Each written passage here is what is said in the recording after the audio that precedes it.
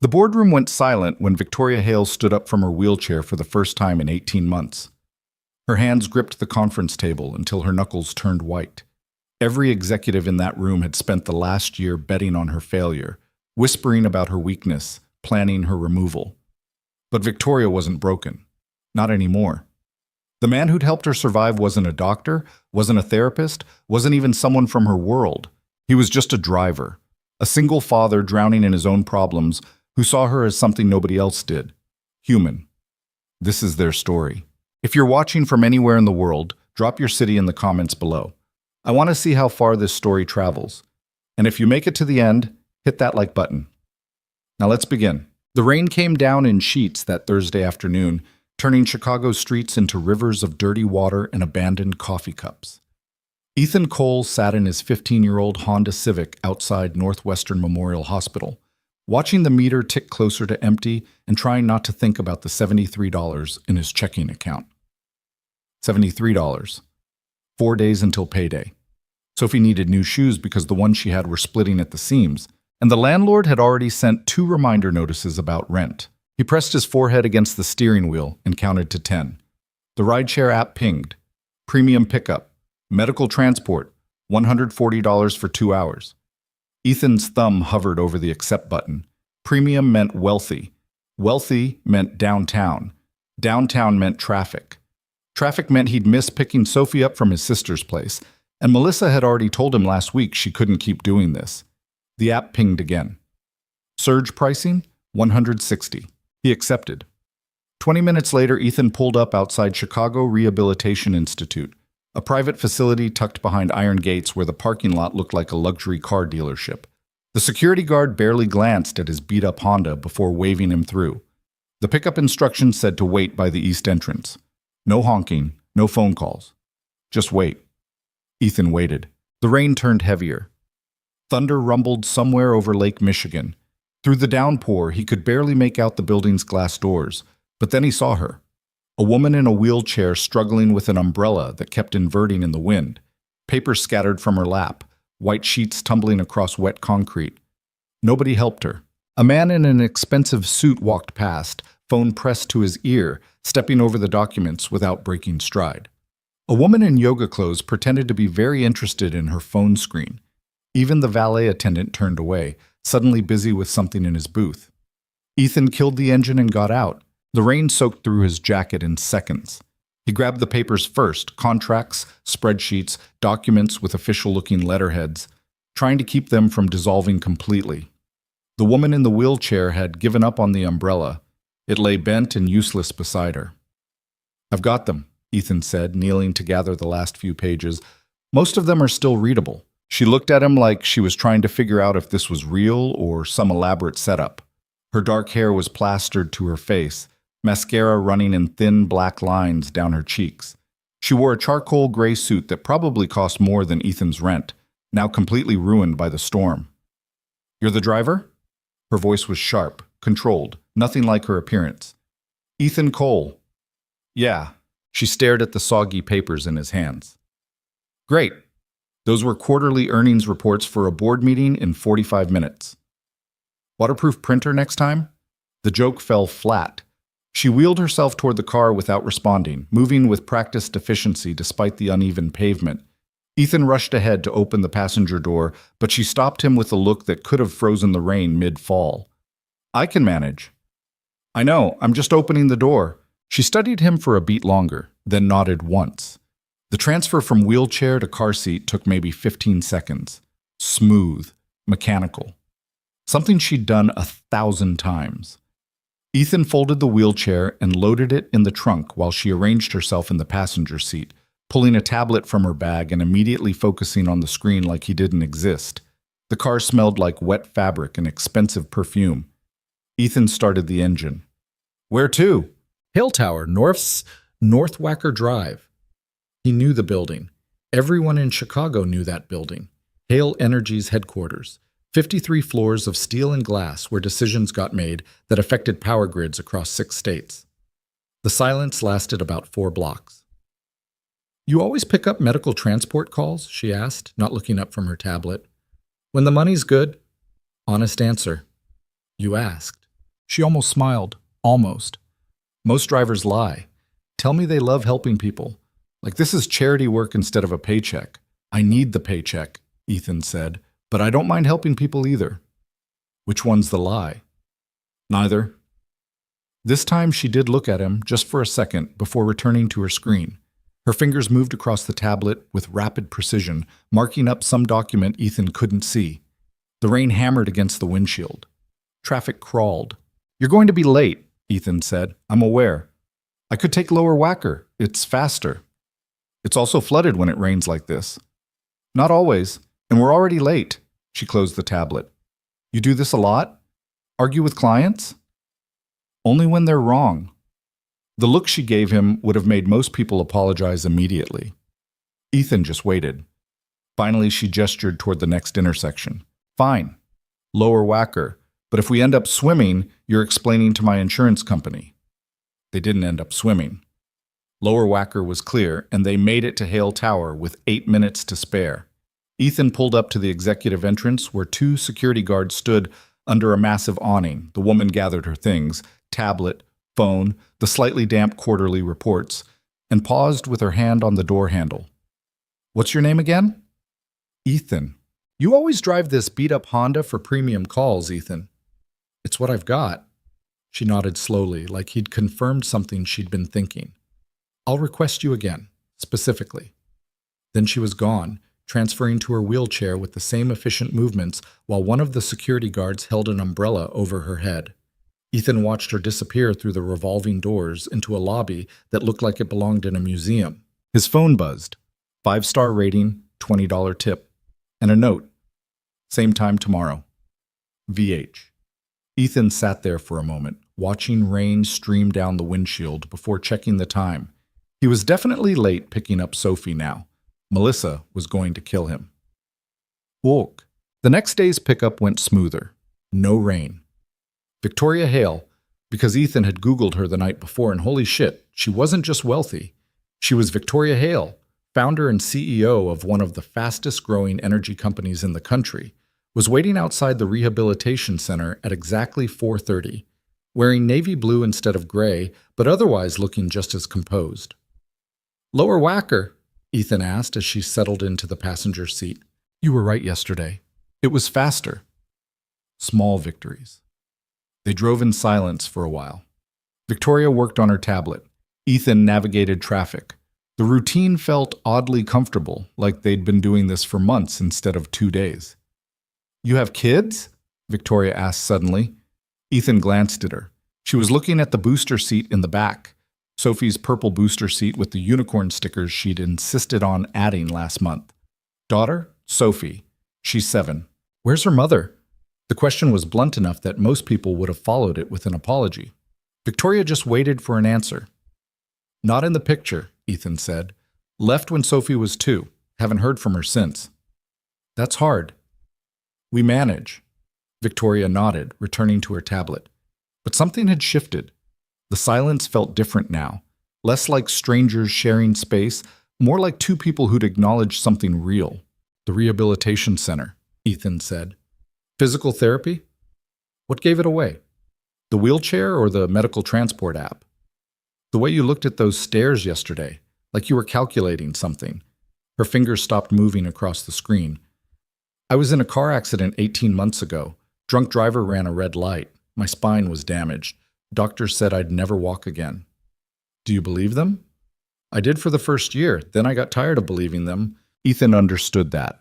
Sophie had been 4 when she'd needed spinal surgery for a congenital defect the doctors missed until she started losing sensation in her legs. 3 months of recovery, 6 months of physical therapy, a year of specialists telling them she might never run again. She ran now. Not fast, not without difficulty, but she ran. My daughter had spinal surgery when she was 4, Ethan said. Different situation, but the doctors told us a lot of things that turned out to be wrong. Victoria looked at him properly for the first time since getting in the car. She okay now?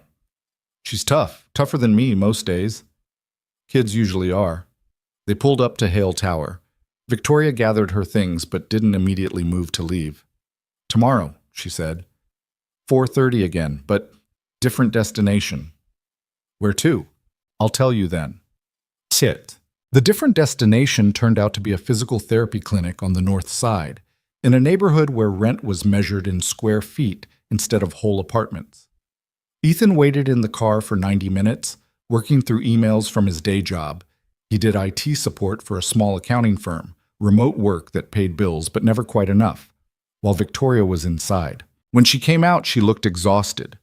Not the polished, controlled exhaustion of a CEO working long hours. The real kind. The kind that came from pushing your body past what it wanted to do. She didn't speak during the drive back, just stared out the window at the city passing by. Bad session? Ethan asked finally. Every session's bad, that's the point. Progress, though? Depends on your definition. She shifted in her seat, wincing slightly. I stood up today. For about 8 seconds. Then my legs gave out and I fell on my ass in front of my therapist, who's half my age and kept using words like journey and perspective. Sounds awful. She means well. They all mean well. That's what makes it worse. Ethan had nothing useful to say to that, so he didn't say anything. Sometimes silence was better than platitudes. Your daughter, Victoria said after a while. When she was recovering, did people treat her differently? Yeah, teachers, other kids' parents. Everyone suddenly got very gentle and very careful, like she was made of glass. Did she hate it? She was 4. She didn't understand it yet, but I hated it. Hated watching people look at her like she was fragile, instead of just a kid. Victoria nodded slowly. I'm 30 years old. I built a company from nothing. I have 700 employees and contracts across 3 countries, and people look at me now like I'm broken furniture waiting to be replaced. Are you? She turned to stare at him. Excuse me? Are you broken furniture? Because from where I'm sitting, you just stood up for 8 seconds after 18 months of doctors telling you that was impossible. Sounds like the opposite of broken. The anger in her expression shifted into something else. Not quite a smile, not quite relief, something in between. You're strange, you know that? I get that a lot. They pulled up to her building, not Hale Tower, but a luxury residential high-rise with a doorman and everything. Victoria gathered her things, then paused. Same time Friday, therapy again? I'll be here. She nodded and started to leave, then stopped. Ethan? Yeah? Thank you for not being gentle. Then she was gone. Friday's pickup went like Thursday's. Therapy clinic. 90 minutes. Ethan worked through emails and tried not to think about the stack of bills on his kitchen counter. When Victoria came out, she looked marginally less exhausted than before. Good session? Ethan asked. 10 seconds this time, still fell on my ass. Progress. Tell that to my bruised tailbone. They drove in comfortable silence until Victoria spoke again. Can I ask you something personal? Sure. Why this? Driving for extra money instead of something that pays better? Ethan kept his eyes on the road. Like what? I don't know. You seem smart enough. At work pays well. I do at work, during the day. This is extra. Why do you need extra? The question wasn't judgmental, just curious, genuine curiosity like she actually wanted to understand. Sophie's medical bills from the surgery, Ethan said. Insurance covered most of it, but most isn't all. Between that and rent and everything else, I'm about $6,000 in debt. 7 if you count the car repairs I've been putting off. That's why you took the premium pickup in the rain. That's why I take every premium pickup I can get. Victoria was quiet for a moment. The father thing, you do it alone? No family help? Sister helps when she can, but she's got her own kids, her own problems. Can't put it all on her. That's lonely. Ethan had never really thought about it that way. Lonely implied having time to feel lonely. Mostly, he just felt tired. Yeah, he said finally. I guess it is. They pulled up to her building. Victoria sat there for a moment, not moving. What time does Sophie get out of school? 3:15. Why? Because you could probably charge more if you adjusted your schedule. Premium pickups surge around 5, not 4:30.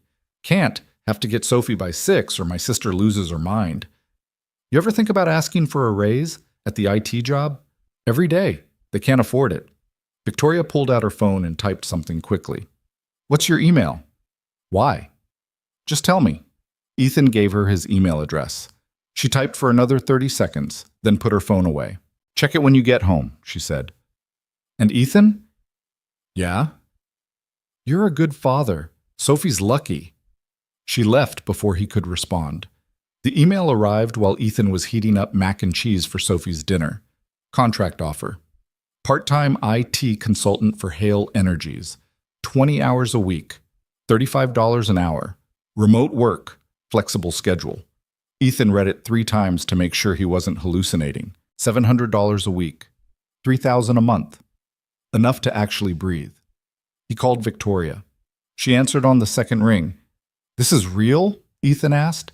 We need IT support. You need money. Simple economics. Victoria, I can't. You can and you will. My assistant will send the official paperwork Monday. Start date is next week. I don't know what to say. Say you'll still drive me to therapy. I've gotten used to your terrible jokes. Ethan laughed. Actually laughed. They're not that terrible. They really are. See you Monday, Ethan. She hung up. Sophie walked into the kitchen, dragging her stuffed elephant. Who was that? Someone from work. You're smiling. You never smile about work. Ethan picked her up and spun her around, careful of her back like always. Yeah, well, maybe work doesn't suck quite as much today. Sophie giggled, wrapping her arms around his neck. Can we have ice cream? It's mac and cheese night. Ice cream after mac and cheese? Deal. Eek. Monday's therapy session went longer than usual. 2 hours instead of 90 minutes. When Victoria finally came out, she was moving slower than normal, one hand pressed against her lower back. Rough one? Ethan asked as he helped load her wheelchair. Understatement. She settled into the passenger seat with visible effort. My therapist thinks I'm ready to try parallel bars next week, walking between them with support. That's good though, right? It's terrifying. She closed her eyes. What if I can't do it? What if I get up there and just fall? Then you fall, and you try again. Easy for you to say. Is it? Ethan pulled into traffic. You know what Sophie's first words were after her surgery? After 3 months of lying in a hospital bed? I can't. That's all she said for 2 weeks. I can't walk. I can't play. I can't do anything. And I didn't have any magic words to fix that. I just told her the truth. Which was? That she was right. She couldn't. Not yet. But eventually she would. And when she did, she'd be stronger than she ever was before. Victoria opened her eyes. Did that actually work? No, she told me I was stupid and threw her juice box at my head. Victoria laughed, an actual genuine laugh that transformed her entire face. Smart kid. She is. Gets it from her mother, probably. I doubt that. They drove in silence for a while. Comfortable silence. The kind that felt like friendship instead of professional distance. The job offer, Victoria said eventually. You didn't have to say yes. Are you kidding? You're paying me more than I make at my actual job. I'm paying you what you're worth. There's a difference. Ethan didn't know what to say to that, so he settled for, thank you. Don't thank me yet. Our IT infrastructure is a disaster. You'll earn every dollar. Looking forward to it. They pulled up to her building. Victoria gathered her things but didn't leave immediately. Ethan? Yeah? Tomorrow. After therapy. Can we drive somewhere? Where? I'll tell you tomorrow. Cool. Tomorrow's somewhere turned out to be the lakefront, down by Navy Pier where the tourists thinned out and the view opened up to nothing but water and sky. Victoria asked him to park near a bench that faced the lake. Help me out? She asked. Ethan set up her wheelchair and helped her transfer, then locked the car. They sat there, Victoria in her wheelchair, Ethan on the bench beside her, watching the sun sink toward the horizon. I used to run here, Victoria said quietly. Every morning before work, 6 miles, loop back to my apartment, shower, office by 8. That was my routine for 5 years. You miss it? Every single day. She picked at a loose thread on her jacket. You know what the worst part is? It's not the wheelchair. It's not the pain or the therapy or any of that. It's the way people look at me now. Like I'm not really here anymore. Like the person I was died in that accident and this is just some sad replacement. That's bullshit. She turned to look at him. What? It's bullshit.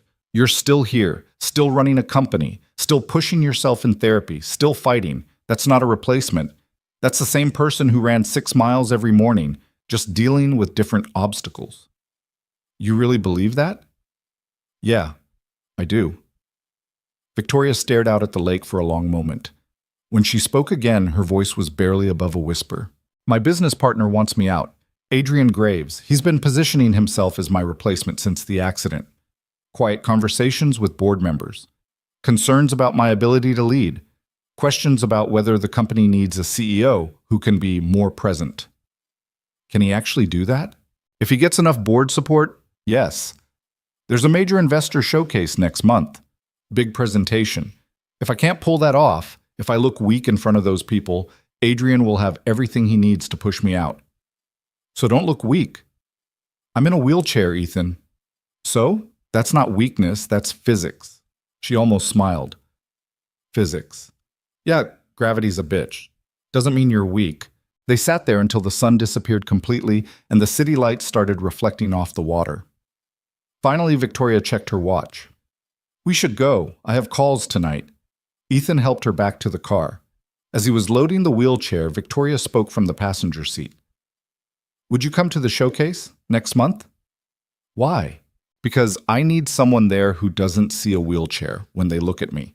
I need someone who sees the person running 6 miles every morning, even if she can't run anymore. Ethan closed the trunk and met her eyes. Yeah, I'll be there. Thank you. Don't thank me yet. I'll probably wear a terrible suit and embarrass you in front of investors. I doubt that. They drove back to her building. Before she left, Victoria handed him something, a small envelope. What's this? Open it later. Inside the envelope was a ticket to Sophie's school spring concert the following week, along with a note in precise handwriting. Heard her school's doing Peter Pan. Thought you might appreciate backup. V. Ethan stared at the note for a solid minute after Victoria had gone inside. Sophie was going to lose her mind.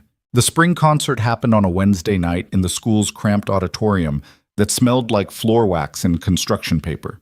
Ethan arrived 20 minutes early to grab decent seats, scanning the crowd for Victoria and half convinced she wouldn't actually show. This was a second-grade production of Peter Pan, not exactly the kind of event that appeared on a CEO's calendar. But then she was there, navigating through the narrow aisles in her wheelchair with the kind of determined efficiency that made people step aside without realizing they were doing it. She wore a soft emerald dress instead of her usual business armor. Her dark hair pulled back in a way that made her look younger, less guarded. You came, Ethan said, standing up. I said I would. Victoria positioned herself at the end of the row. Where's Sophie in all this? Third pirate from the left. She's very excited about her eye patch. Important role. She takes it seriously. The lights dimmed before they could say anything else. The music started, wobbly and off-key from a piano that probably hadn't been tuned since the 90s. Kids filed onto the stage in costumes that looked like they'd been assembled from thrift store donations and hot glue. Sophie appeared in the third scene, her pirate hat slightly too large and listing to one side. She delivered her 2 lines with such intense concentration that Ethan felt his chest tighten. Victoria leaned over and whispered, She's a natural. She practiced those lines for 2 weeks. It shows. When the show ended and the kids took their bows, Sophie spotted them in the audience. Her entire face lit up.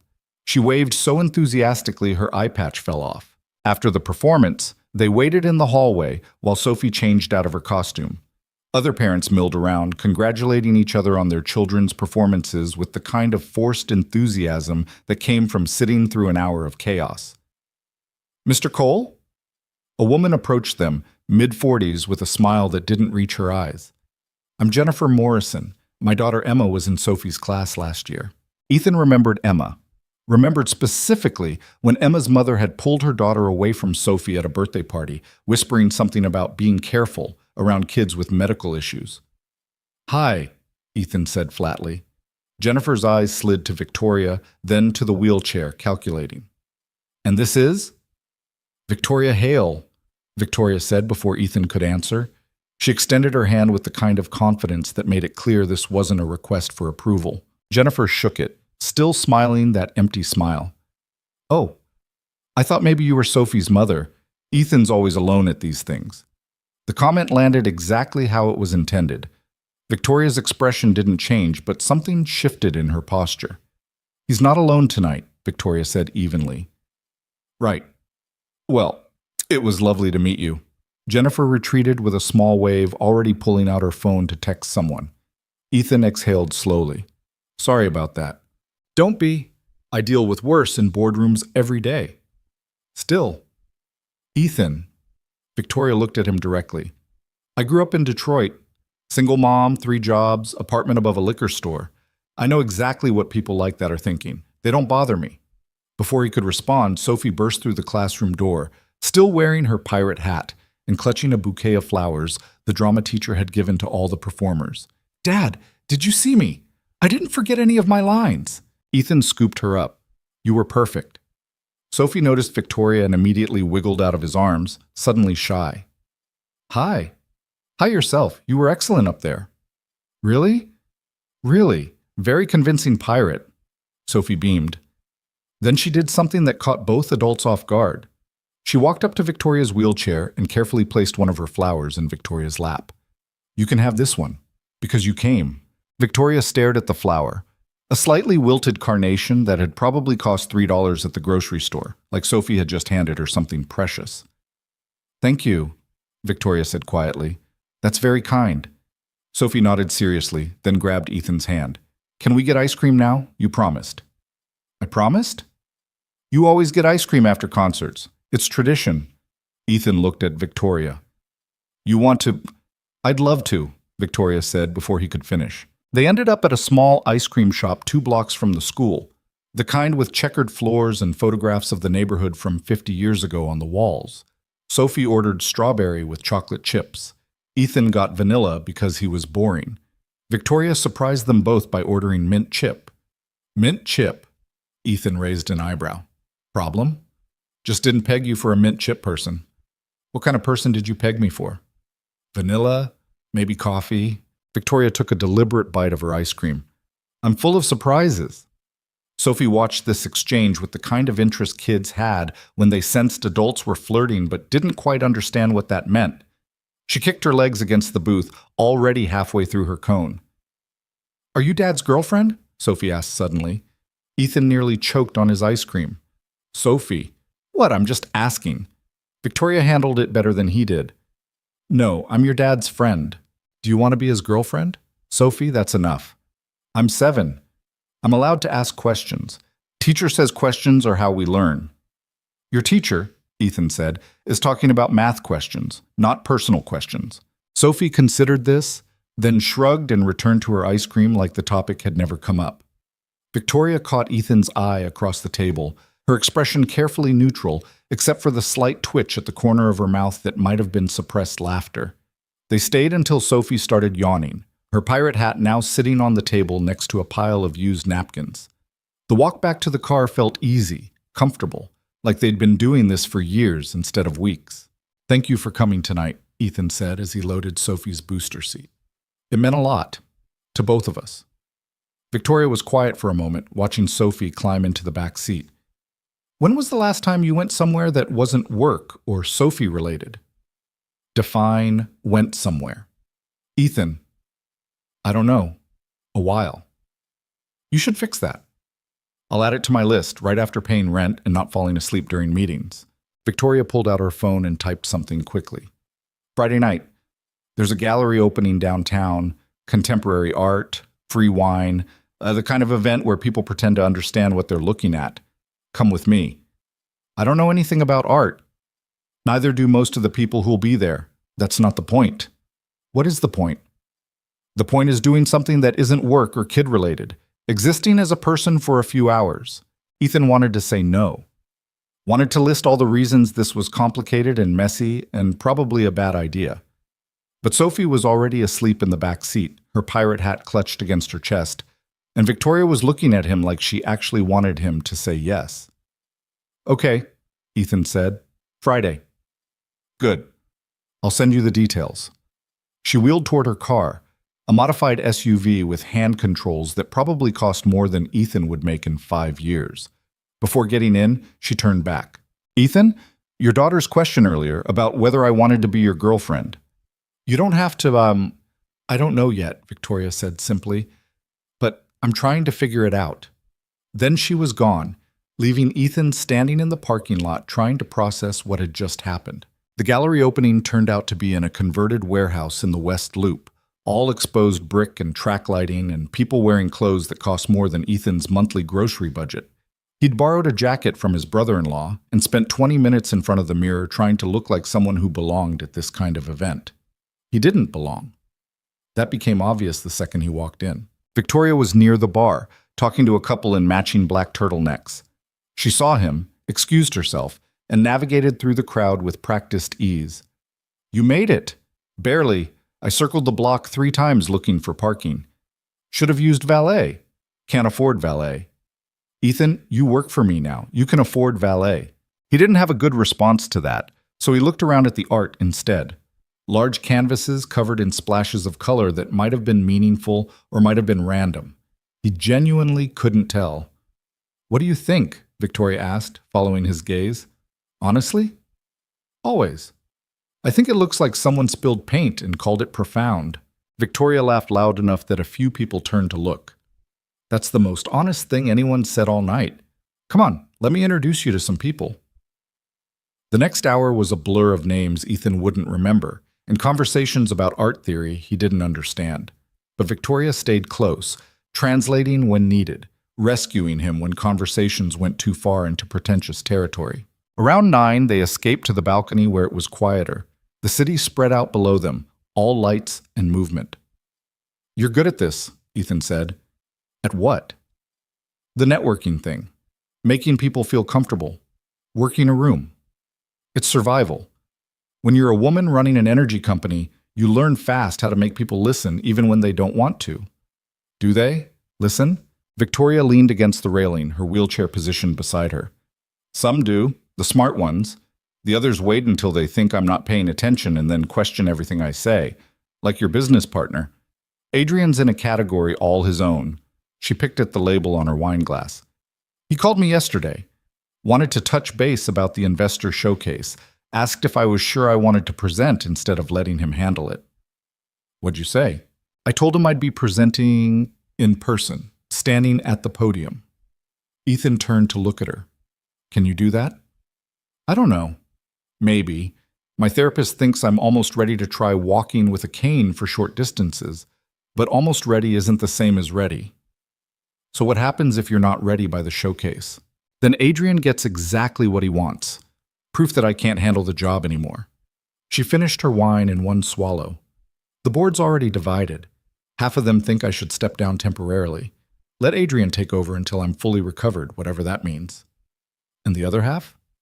"The other half remember that I built this company, that every major decision that made us successful came from me, not Adrian. But memories fade when quarterly profits are involved." They stood there in silence for a while, watching traffic move below. Finally, Ethan asked the question that had been bothering him since she'd mentioned the showcase. "Why does it matter so much? The company, I mean. You've already proven yourself. You could sell, retire, do whatever you want." Victoria's expression went carefully blank. "You really don't get it." "Get what?"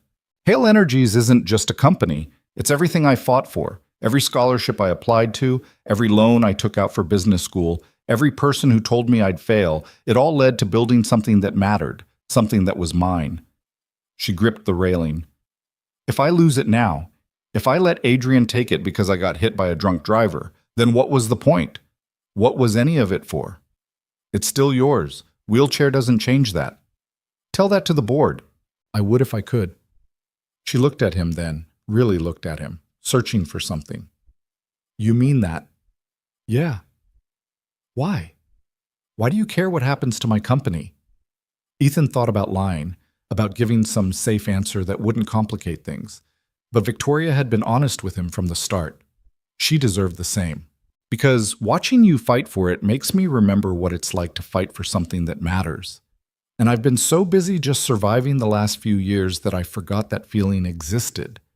Victoria's expression shifted into something vulnerable, unguarded. "Ethan." Her phone buzzed. She glanced at it and her face changed immediately. "What's wrong?"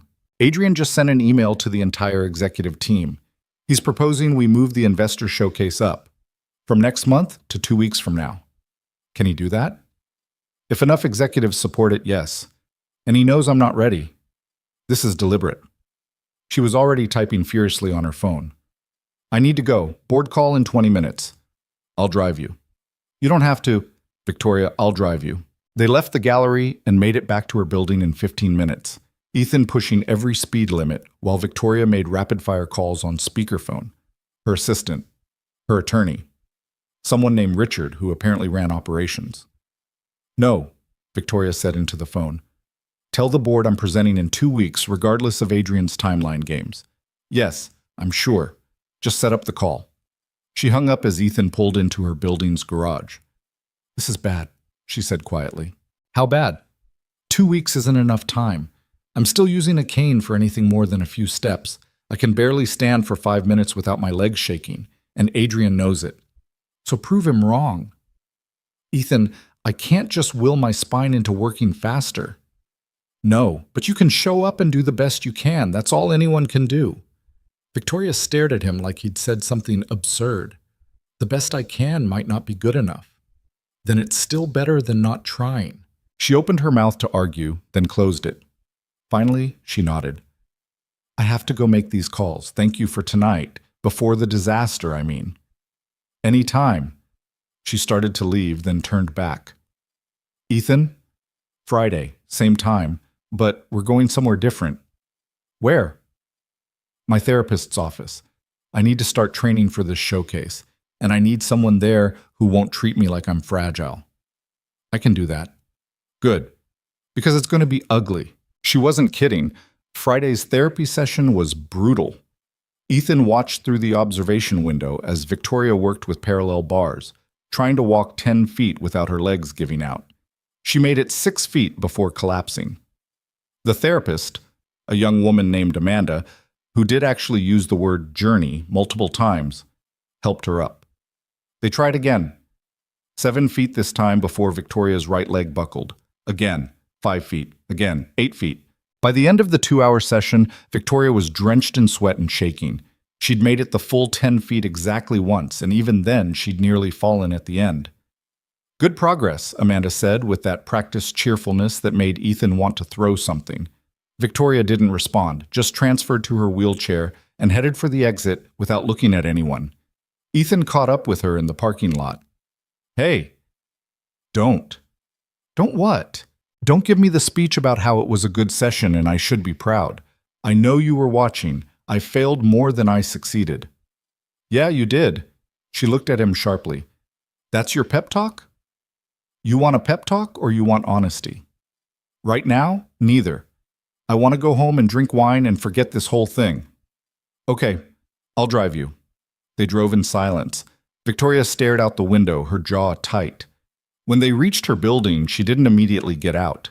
I don't know if I can do this, she said quietly. The showcase, standing up there in front of everyone. What if I fall? What if I get halfway through the presentation and my legs give out and Adrian gets to play hero while I'm on the floor? Then you get back up. It's not that simple. It is exactly that simple. You fall, you get up. That's what you've been doing for 18 months. That's different. That's therapy. Private. This would be in front of investors and board members and press. Everyone would see. Ethan turned to face her. So let them see. Let them see you fall and get back up.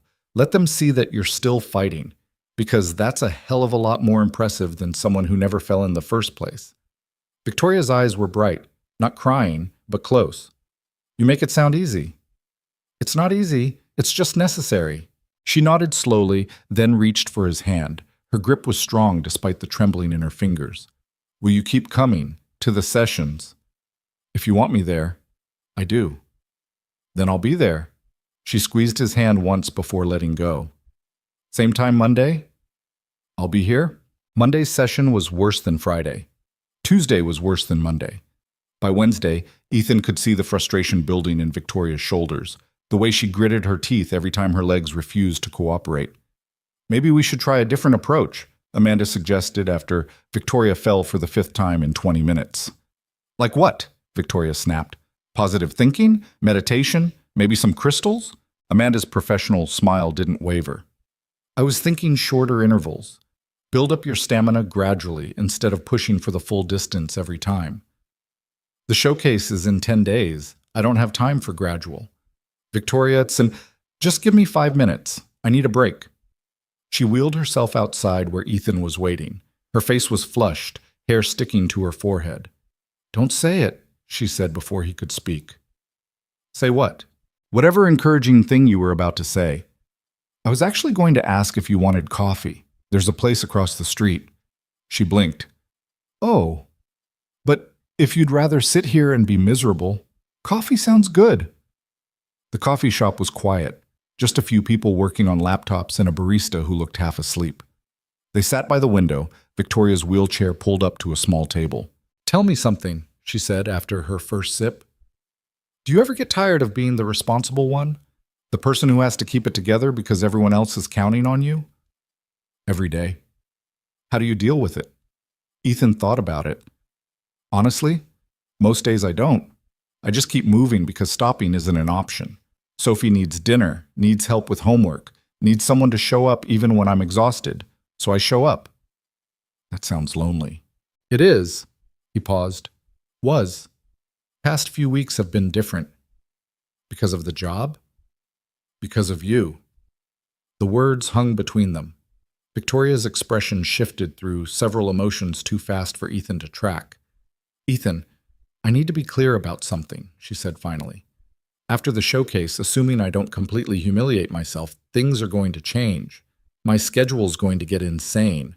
I'll barely have time to breathe, let alone what? Let alone whatever this is. She gestured between them. I like you. More than I should, probably. But I can't promise you anything beyond right now. My company has to come first. I know. You say that, but Victoria, I know. I'm not asking for promises. I'm just here. She stared at him like she was trying to figure out if he was real. Nobody's ever just been here before. Then they were idiots. This time when she smiled, it reached her eyes. We should get back. Amanda's probably wondering if I quit. Have you? Not yet. Ask me again in 10 days. The next week blurred together. Therapy sessions every day, sometimes twice a day. Ethan rearranged his entire schedule, brought Sophie to his sister's more than he liked, but he showed up for every session. Watching Victoria push herself past exhaustion, past pain, past every reasonable limit. She fell constantly. Some days she couldn't make it 3 feet without her legs giving out. Other days she'd walk 15 feet like it was nothing, only to collapse trying for 16. This is impossible, she said on day 6, sitting on the therapy room floor after another fall. I can't do this. Okay. She looked up at him. Okay? That's all you've got? You want me to argue with you? Fine, you're right. It's impossible. Your spine was damaged, your legs don't work right, and you've got less than a week to learn how to walk well enough to stand in front of a room full of people who want to see you fail. Totally impossible. That's supposed to make me feel better? No, it's supposed to make you mad enough to prove me wrong. Victoria glared at him, then she grabbed the parallel bars and pulled herself up. Her legs shook. Her whole body shook. But she took one step. Then another. Then another. She made it 20 feet before she had to stop. Amanda clapped. Ethan just watched, waiting. Again, Victoria said. By day 8, she could walk 30 feet with the cane. By day 9, she could stand for 7 minutes without support. It wasn't perfect. Her gait was uneven, her balance uncertain, but it was progress. The night before the showcase, Ethan's phone rang at 11 p.m. Victoria. I can't sleep, she said without preamble. Nervous? Terrified. What if tomorrow is one of the bad days? What if my legs don't cooperate and I fall in front of everyone? Then you fall. That's not helpful. Victoria, listen to me. Tomorrow, whatever happens, you're going to walk into that room and show those people exactly who you are. Not who you were before the accident, who you are now. Someone who got knocked down and spent 18 months learning how to stand back up. That's worth a hell of a lot more than some polished CEO who's never faced real adversity. She was quiet for a long moment. Will you be there? In the room? Front row. Me and Sophie. She's been practicing her proud face all week. You're bringing your daughter to a business presentation? She insisted, Said she wanted to see you walk for real. Victoria's voice cracked slightly. Ethan, get some sleep. Tomorrow's going to be a long day. Thank you for everything. Thank me after the showcase. He hung up and sat in the dark kitchen for a while, listening to Sophie's soft breathing from the bedroom, trying not to think about all the ways tomorrow could go wrong. The morning of the showcase arrived with gray skies and the kind of cold that seeped through Chicago's buildings no matter how good the heating was. Ethan woke up at 6, made Sophie breakfast, and tried not to check his phone every 30 seconds to see if Victoria had texted. She hadn't. Is Miss Victoria going to fall down today? Sophie asked through a mouthful of cereal. Maybe, probably not. But if she does, she'll get back up, right? Like when I fell off the monkey bars? Yeah, kiddo, just like that. Sophie nodded seriously, satisfied with this answer. She'd picked out her favorite purple dress the night before, the one with the sparkles that she usually saved for birthday parties. Ethan didn't have the heart to tell her this wasn't that kind of event. They arrived at the grand ballroom of the Chicago Hilton at 8:30. The showcase didn't start until 9, but Victoria had asked them to come early. The lobby was already filling with people in expensive suits, checking phones, networking with that particular brand of aggressive friendliness that came from corporate environments. Ethan felt wildly out of place in his borrowed jacket and the tie Sophie had helped him pick out that morning. She held his hand tightly, eyes wide at all the fancy people. Mr. Cole? A woman in her 20s with a tablet approached them. I'm Sarah, Miss Hale's assistant. She asked me to bring you backstage. Is she okay? The question came out before Ethan could stop it. Sarah's professional smile flickered. She's managing. This way, please. They followed her through a side door, down a hallway lined with catering staff preparing breakfast service, and into a small room that had probably been meant for storage but now served as Victoria's staging area. Victoria sat in her wheelchair near the window, staring out at the city. She wore a charcoal suit that fit perfectly, her hair pulled back in a way that made her look older, more severe. When she turned to face them, Ethan saw the fear in her eyes despite the careful makeup. You came, she said. Told you we would. Sophie let go of Ethan's hand and walked right up to Victoria's wheelchair. I wore my sparkle dress. For good luck. Victoria's expression softened. It's a very good dress. Are you scared? Sophie, Ethan started. It's okay. Victoria looked at Sophie directly. Yeah, I'm scared. My dad says being scared is okay. It just means something matters. Your dad's a smart man. I know.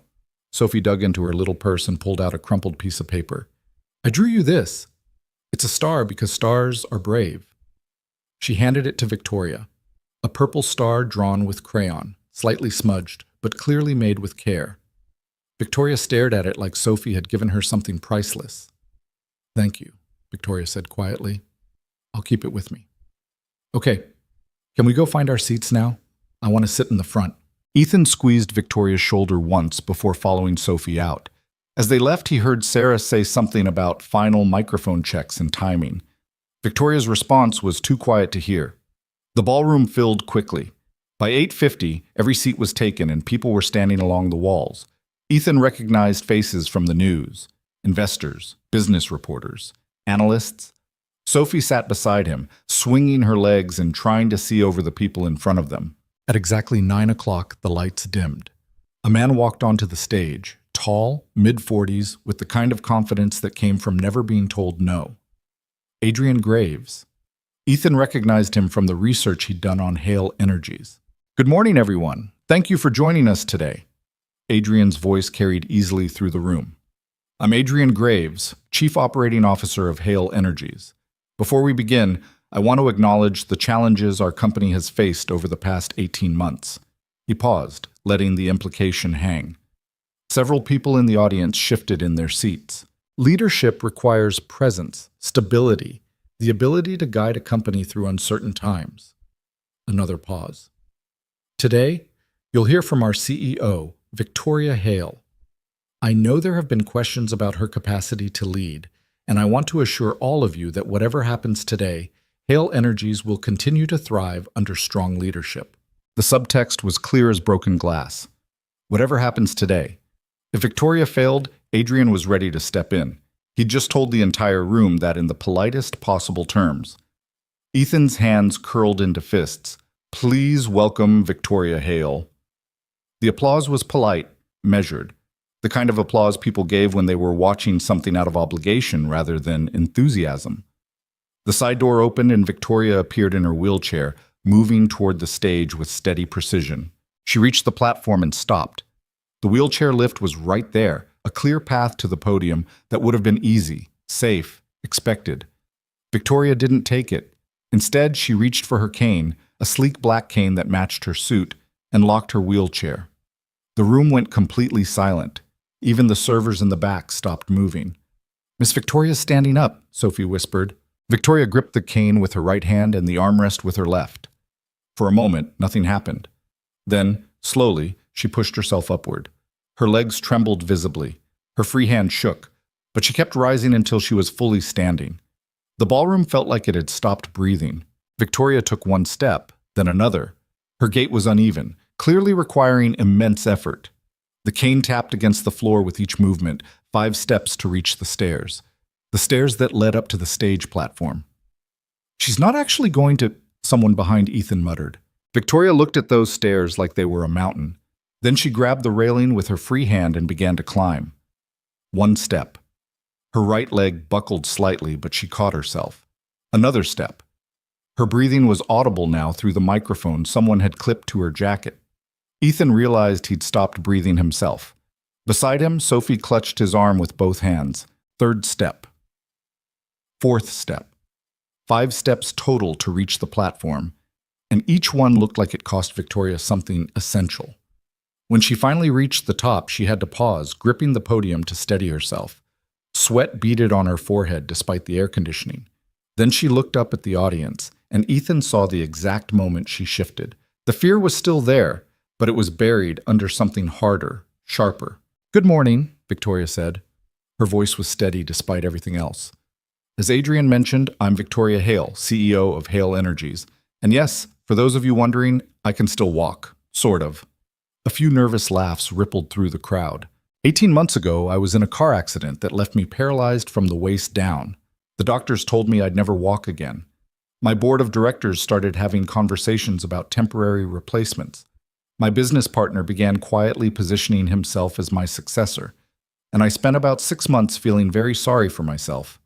She shifted her weight, adjusting her grip on the podium. Then I got tired of being pitied, tired of watching people look at me like I was already gone. So I decided to do something about it. Physical therapy, surgery, hours of training that hurt so badly there were days I wanted to quit. She paused. "I'm telling you this not because I want sympathy. I'm telling you because leadership isn't about being perfect. It's about what you do when everything falls apart." Adrian's expression had gone very still. Which brings me to why we're here today. Hale Energies has spent the last 18 months under intense scrutiny. Questions about stability, about leadership, about whether a company can thrive when its CEO is dealing with personal challenges. Victoria's voice got harder.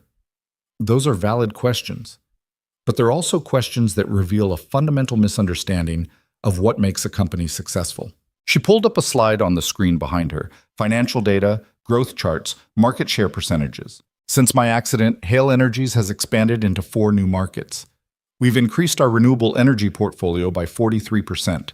Our quarterly earnings have grown consistently, and we've secured contracts with 3 major municipalities that will provide sustainable power solutions for the next decade. She let that sink in. All of this happened while I was supposedly too weak to lead. The room had gone from politely attentive to genuinely listening. So let me address the elephant in the room, or rather the wheelchair that's currently sitting empty at the base of this stage. Yes, I have limitations now that I didn't have before. I can't run to meetings. I can't work 18-hour days without my body reminding me that it's been through trauma. And I can't stand here for more than about 10 minutes without my legs starting to give out. She gripped the podium tighter. Her legs were visibly shaking now. But here's what I can do. I can make the same strategic decisions that grew this company from a startup to a major player in the energy sector.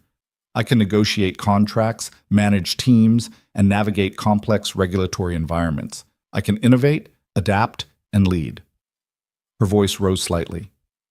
The accident took my ability to walk easily. It didn't take my brain. It didn't take my experience. And it sure as hell didn't take my company. The applause started somewhere in the middle of the room and spread. Real applause this time, not the polite kind. Victoria pulled up another slide, this one showing projections for the next 5 years. She walked through the data methodically, explaining expansion plans and sustainability initiatives with the kind of detail that made it clear she knew every aspect of her business inside and out. Ethan watched Adrian's face go from confident to concerned to something that looked like panic as Victoria systematically dismantled every argument for her removal without ever directly addressing them. 8 minutes into the presentation, Victoria's right leg buckled. She caught herself on the podium, her knuckles going white. The room tensed. Sophie grabbed Ethan's hand hard enough to hurt. Victoria took a breath, steadied herself, and kept talking. Our renewable division has identified 3 key markets for expansion. First, rural municipalities that currently lack access to sustainable power infrastructure. She pushed through another 4 minutes, her voice strong even as her body clearly struggled. When she finally wrapped up the presentation, she'd been standing for 12 minutes total, longer than she'd ever managed in therapy. In conclusion, Victoria said, Hale Energies is positioned for sustained growth regardless of who's standing at this podium. But I'm not going anywhere. Questions? Hands shot up across the room. Victoria pointed to a reporter in the 3rd row. Ms. Hale, there have been suggestions that you should step down temporarily while you continue recovery. How do you respond to that? I respond by pointing to the results I just showed you. Temporary replacements tend to become permanent ones. I built this company. I'm not handing it over because my commute involves a wheelchair. Another hand, an older man in an expensive suit that screamed old money. What about the physical demands of the role? Board meetings, investor calls, site visits. How do you manage those with your current limitations? The same way I managed them before, just with different logistics.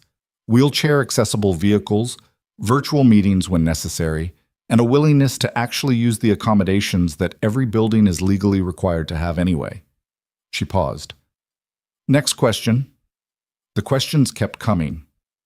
Victoria answered each one with the same sharp competence, never defensive, never apologetic, just stating facts and results. Finally, someone from the back asked the question everyone had been thinking. Ms. Hale, do you believe you'll ever fully recover? The room went quiet again. Victoria was silent for a moment, considering. I don't know, Esti, she said simply. The doctors give me different answers depending on which one I ask. But here's what I do know. I'm stronger now than I was a year ago. I'm more focused, and I've learned more about leadership in 18 months of rehabilitation than I did in 10 years of business school. She looked directly at the questioner. Full recovery might mean walking without a cane, or it might mean accepting that this is my new normal and building a life around it. Either way, I'm still here. I'm still capable, and I'm still the best person to run this company. The applause this time was immediate and sustained. Even some of the skeptical-looking board members were clapping. Victoria nodded once, then reached for her cane. The walk back down those stairs was slower than the climb up. Her legs were clearly done, trembling with every step. But she made it down, transferred back to her wheelchair, and exited the stage with the same controlled dignity she'd entered with. The second she was through the door, she collapsed. Ethan was moving before he realized it, pushing through the crowd that was now milling around and networking like nothing extraordinary had just happened. He found her in the same staging room, Sarah hovering nearby with water and looking panicked. I'm fine, Victoria was saying, though she was still slumped in her wheelchair, breathing hard. You're not fine. You just pushed yourself way past. I said I'm fine. She looked up and saw Ethan. Tell your daughter her star worked. Sophie pushed past Ethan and climbed onto Victoria's lap without asking permission, wrapping her arms around Victoria's neck. Victoria froze for a second, then slowly hugged her back. You were so brave, Sophie said into Victoria's shoulder. You didn't fall down. Almost did. But you didn't. That's what counts. Over Sophie's head, Victoria met Ethan's eyes. She looked exhausted, wrung out, and something else. Relieved, maybe. Or vindicated. How bad was it? She asked quietly. Adrian's face, I mean. I couldn't see from the stage. Pretty bad. He looked like someone had just canceled his coronation. Victoria's smile was sharp. Good. Sarah cleared her throat. Ms. Hale, the board wants to meet in 20 minutes, and there are several reporters requesting interviews. Tell the board I'll be there in 30. I need to recover first. And tell the reporters I'll do a press availability after the board meeting. She gently shifted Sophie off her lap. You should take her home. She's going to crash from all this excitement. Sophie yawned on cue, proving Victoria's point. Will you be okay? Ethan asked. I just walked upstairs and gave a presentation to 200 people while my business partner tried to stage a quiet coup. I'll be fine. She reached out and squeezed his hand briefly. Thank you for being here, both of you. Anytime. They left Victoria to her meetings and interviews. Outside, the gray sky had cleared and weak sunlight was trying to break through the clouds. Sophie fell asleep in the car before they'd gone 3 blocks, her sparkle dress bunched up around her and the proud face she'd been practicing completely relaxed. Ethan's phone buzzed with a text from Victoria 2 hours later. Board meeting went well. Adrian's proposal for temporary leadership has been tabled indefinitely. He's not happy. Ethan replied, I bet. You get any rest? Not yet. 3 more interviews and then a dinner with investors. This is the part where I remember why I usually hate these events. But you did it. Yeah, I did. Proud of you. There was a long pause before her next message came through. That means more than you know. Talk tomorrow? Of course. But tomorrow turned into 3 days of radio silence. Not unusual. Ethan knew Victoria's schedule had been insane even before the showcase, but still. He checked his phone more than he wanted to admit, wondering if something had gone wrong. On the 4th day, his phone rang at 6 in the morning. Victoria. Sorry for disappearing, she said without preamble. It's been chaos. Board meetings, investor calls, damage control from Adrian's camp. I've barely slept. It's okay. You don't owe me updates. I know, but I want to give them. She paused. Can you drive me somewhere today? Not therapy. Somewhere else. Where? I'll tell you when you get here. Noon work? Yeah, I'll be there. She was waiting outside her building at exactly noon, looking more tired than Ethan had ever seen her. The polished CEO armor was gone. She wore jeans and a sweater, her hair down, no makeup. Where to? Ethan asked as she settled into the passenger seat. The accident site, where the drunk driver hit me. Ethan's hands tightened on the steering wheel. Are you sure? No, but I need to see it. They drove in silence to an intersection in Lincoln Park, unremarkable except for the fresh flowers someone had left on the corner. Victoria stared out the window as they approached. Pull over here. Ethan parked. Victoria sat there for a long moment, not moving, not speaking. Finally, she reached for the door handle. Will you come with me? They set up her wheelchair, and she transferred out. The intersection looked like every other intersection in Chicago. Traffic lights, crosswalks, a coffee shop on one corner, and a dry cleaner on another. Nothing special. Nothing that suggested someone's entire life had changed here. Victoria wheeled herself to the spot where the flowers were. Up close, Ethan could see they were fresh, maybe a day old. I don't remember the actual impact, Victoria said quietly. I remember the light turning green. I remember starting to cross. And then I woke up in the hospital 3 days later. She touched one of the flowers. White roses. Expensive. My assistant leaves these every week for 18 months. I didn't know until last month. That's kind of her. It's morbid. Like visiting a grave except I'm not dead. She pulled her hand back. The driver survived. 32 years old, 3rd DUI, currently serving 5 years. I've never met him. Don't even know his name. Doesn't seem to matter. Does it help? Being here? I don't know yet. She looked around at the intersection, at the normal people living normal lives, completely unaware that someone's entire world had ended here. I used to be so angry, at him, at the universe, at my own body for betraying me. But standing here now, I just feel tired. That's not better. No, but it's different. She turned her wheelchair around to face him. I've been thinking about something you said, about how I'm not the same person I was before the accident. I said you're still you, just dealing with different obstacles. Right, but what if being a different person isn't bad? What if the version of me that existed before the accident was so focused on work that she forgot how to be human? And this version, the one that needs help sometimes, that can't do everything alone, what if that's actually an improvement? Ethan crouched down so they were eye level. I think both versions of you are pretty remarkable, but I like this one better. Why? Because this one let me in. Victoria's expression cracked slightly. I'm not good at this.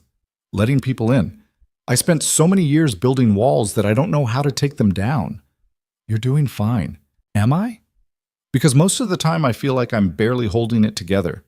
The showcase was a win, but Adrian's still there. Still undermining me in board meetings, still planting doubts, and my body's falling apart. I haven't slept more than 4 hours a night in weeks. My legs hurt constantly, and my therapist says I'm pushing too hard, but I can't stop because the second I slow down, everything falls apart. Victoria Mason. And then there's you. She looked at him directly. You show up every time I need you. You don't ask for anything. You just keep being there and being patient. And I don't know what to do with that because everyone else in my life wants something from me. I'm not everyone else. I know. That's what scares me. They sat there in the intersection where Victoria's old life had ended, traffic flowing around them, the city moving forward like it always did regardless of individual tragedy. What do you want? Ethan asked finally. From me? From this? From whatever we're doing? Victoria was quiet for a long time. When she spoke, her voice was barely audible over the traffic. I want to stop being alone. I want someone who sees me as a person instead of a CEO or a victim or an inspiration. I want what we had at that ice cream shop with Sophie. Normal, easy, uncomplicated. She laughed without humor, which is impossible because nothing about my life is uncomplicated. So we figure it out as we go. Just like that? Just like that. She reached for his hand and held it, her grip strong despite the trembling. I can't promise you easy. My schedule's insane. Adrian's probably planning his next move right now, and I'm still figuring out how to exist in this body. I'm not asking for easy. I'm asking for real. I can do real. She squeezed his hand once before letting go. Can we leave now? This place is depressing. They drove back to her building. Before getting out, Victoria turned to him. Dinner. Tomorrow night. Somewhere nice. Let me take you on an actual date instead of just crisis managing my life in your passenger seat. I'd like that. Good. I'll text you details. She started to leave, then paused. And Ethan? Thank you. For coming here with me. For not trying to fix it or make it better. Just for being here. Anytime. She disappeared into her building and Ethan sat in the car for a few minutes, trying to process everything that had just happened. His phone buzzed with a text from his sister. Can you take Sophie this weekend? Mark's parents are visiting and it's going to be chaos. Yeah, no problem. You're a lifesaver. How'd the big presentation go? She killed it. Walked onto stage, gave a speech, put her business partner in his place. Wow, that's amazing. You really like her, don't you? Ethan stared at that text for a long moment before replying. Yeah, I really do. Does she know? Getting there? Good. You deserve someone who makes you smile like that. See you Saturday. Ethan drove home feeling something he hadn't felt in years, hopeful. Actually, genuinely hopeful that maybe things could work out, that maybe both of them could figure out how to build something new from the wreckage of their old lives. His phone buzzed again. Victoria this time. Change of plans. Dinner tomorrow is canceled. Emergency board meeting. Adrian's making another move. I'll explain later. And just like that, reality came crashing back. The emergency board meeting started at 7 p.m. and Ethan didn't hear from Victoria until almost midnight. When his phone finally rang, her voice sounded like gravel. Adrian found something. What kind of something? The kind that could actually work. Papers rustled in the background. He dug up an old acquisition deal from 6 years ago. Before the company went public, there were some accounting irregularities. Nothing illegal, just aggressive bookkeeping that made our numbers look better than they were. Standard startup stuff, but it looks bad now. Can he prove you knew about it? I signed off on everything. Of course I knew about it. She laughed bitterly. The irony is that every tech startup does this. It's how you survive long enough to become legitimate. But Adrian's framing it as evidence that I've always played fast and loose with the rules, and now with my diminished capacity, I'm a liability. That's bullshit, and the board knows it. Half the board knows it. The other half sees an opportunity to install someone more controllable. Her voice dropped. He's calling for a vote. Next week. Formal motion to remove me as CEO, pending an investigation into historical financial practices. Ethan sat down heavily on his couch. What happens if the vote goes through? Then I'm out. Adrian becomes interim CEO during the investigation, and we both know interim has a way of becoming permanent. The investigation could drag on for months, and by the time I'm cleared, the board will have gotten comfortable with Adrian's leadership. So fight it. I'm fighting it. I've been fighting it for 18 months. I'm tired, Ethan. The exhaustion in her voice was absolute. I stood up in front of 200 people. I proved I could still lead, and it wasn't enough. It's never going to be enough because the problem isn't my capability. The problem is that I'm inconvenient. You're not going to give up. I didn't say I was giving up. I said I was tired. There's a difference. They sat in silence for a moment, the phone line crackling softly. I'm sorry about dinner, Victoria said finally. I wanted one normal evening, one night where we weren't dealing with my disaster of a life. We'll have other nights. Will we? Because from where I'm sitting, it looks like Adrian's going to win. And when he does, I'll be too busy fighting legal battles and trying to salvage my reputation to have time for anything else. Victoria, I should go. I have 3 lawyers on another call trying to figure out our strategy. I just wanted to hear your voice for a minute. Call me tomorrow, whenever. I'll answer. I know you will. That's the problem. She hung up before he could ask what that meant. The next 3 days were radio silence again. Ethan tried not to obsess over it, tried to focus on work and Sophie and the normal demands of his life. But he kept checking his phone, kept wondering what was happening in those boardrooms and conference calls. Finally, on the 4th day, a text arrived at 6 a.m. Can you come to my place? Now, please. Ethan called his sister, who thankfully agreed to take Sophie to school, and drove to Victoria's building still wearing yesterday's shirt. The doorman recognized him now, waved him through without question. Victoria's apartment was on the 43rd floor, corner unit with floor-to-ceiling windows that overlooked the lake. She answered the door in sweatpants and a Northwestern t-shirt, her hair a mess, no wheelchair in sight. She was standing, using a cane for support, but standing. You're walking, Ethan said. Barely. Come in. The apartment was stunning and completely impersonal. Expensive furniture that looked like it came from a catalog, abstract art on the walls, everything in shades of gray and white. The only sign anyone actually lived there was a laptop open on the coffee table and empty coffee cups scattered across the kitchen counter. Victoria made her way slowly to the couch and sat down heavily. I've been up for 36 hours. My lawyers finally found something. Found what? Evidence that Adrian knew about those accounting irregularities. Better than that, evidence that he suggested them. Emails from 6 years ago, buried in old servers, showing that he was the one pushing for aggressive bookkeeping. She pulled up a file on her laptop. He's been setting me up for months, using something he did to make it look like I was the problem. That's good though, right? You can expose him. I can. And I will. But here's the thing. If I do this, if I go nuclear and show the board that Adrian's been manipulating them, it's going to get ugly. Legal battles, public accusations, maybe even criminal charges depending on what else we find. The company's going to take a hit either way. So what's the alternative? Adrian called me an hour ago. Unofficial back channel. He's willing to withdraw his motion and resign from the company if I agree to certain terms. Ethan sat down across from her. What kind of terms? Generous severance package, positive public statement about his contributions, and a quiet exit where we both pretend this was a mutual decision instead of an attempted coup. She rubbed her eyes. He gets to walk away clean and rich, and I get to keep my company without dragging everything through the mud. You're actually considering it?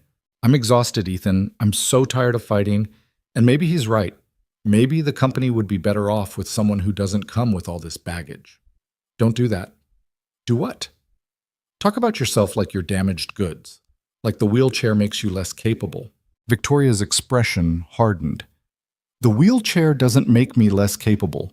The constant board battles and backstabbing and having to prove myself every single day makes me less capable.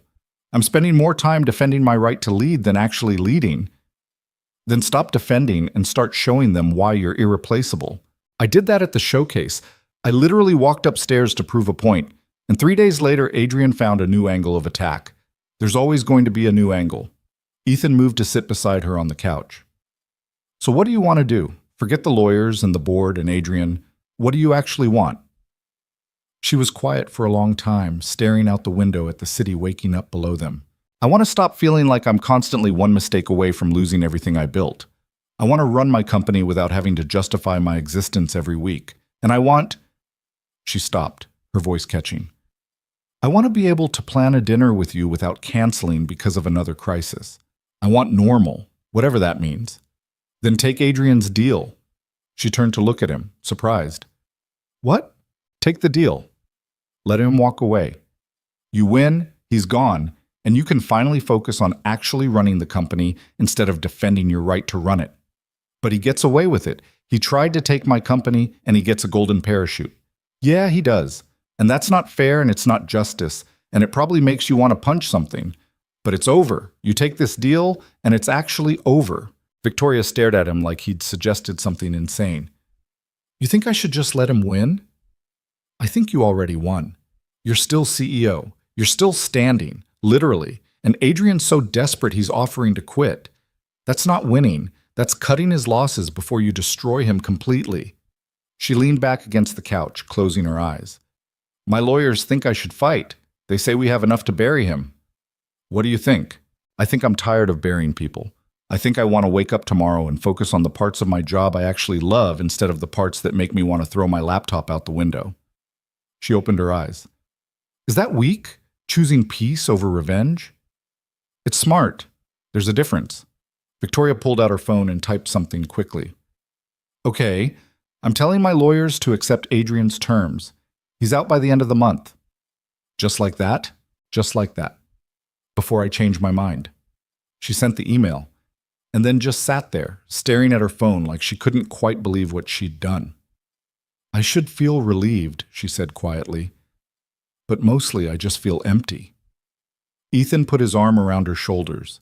She leaned into him, her head resting against his chest, and for the first time since he'd known her, she felt small, vulnerable, human in a way that had nothing to do with wheelchairs or canes or any of it. When's the last time you slept? He asked.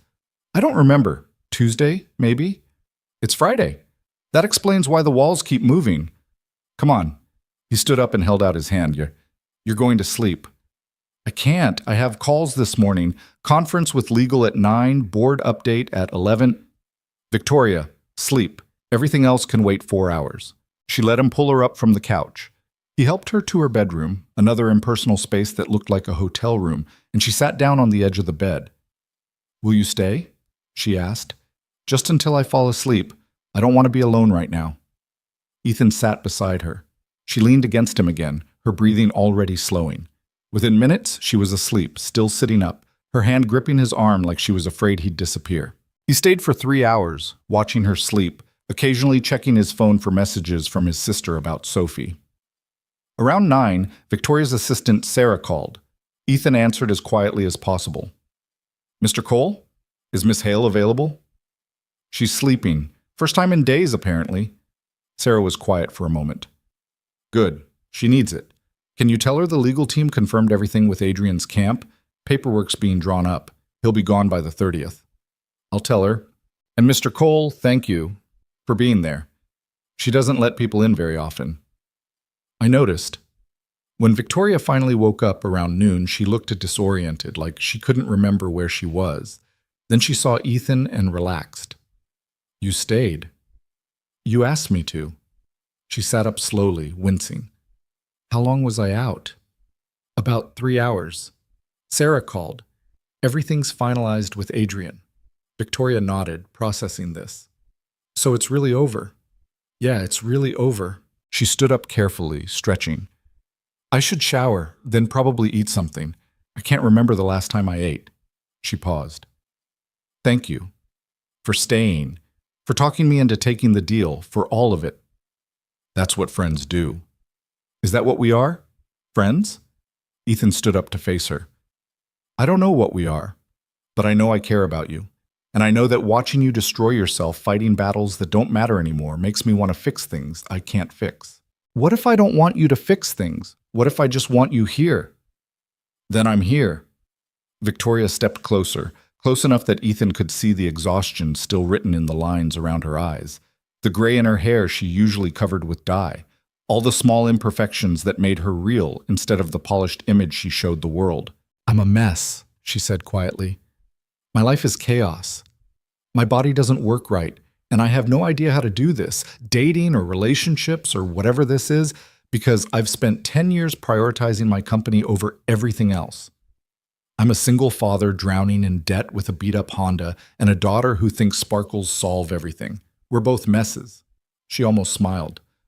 "When you put it that way, Victoria, I'm not asking you to be perfect. I'm just asking you to be honest about what you want. I want you to kiss me." So he did. It wasn't perfect. She was still half asleep and he hadn't brushed his teeth that morning, but it was real and honest, and when they finally pulled apart, Victoria was actually smiling. "I should have done that weeks ago," she said. "Yeah, you should have. I'm going to be terrible at this. I'll cancel plans because of work. I'll get obsessed with company problems and forget to call. And my schedule's going to be insane now that Adrian's gone because I'll be doing 2 jobs until we find a replacement COO. Okay? Okay? That's all you've got? What do you want me to say? That I'm going to be perfect? I'm going to miss things because of Sophie. I'm going to be stressed about money even though you're paying me more than I've ever made. And I'm going to worry constantly that I'm not enough for someone like you. Someone like me? Brilliant, successful, way out of my league." Victoria laughed. Actually laughed.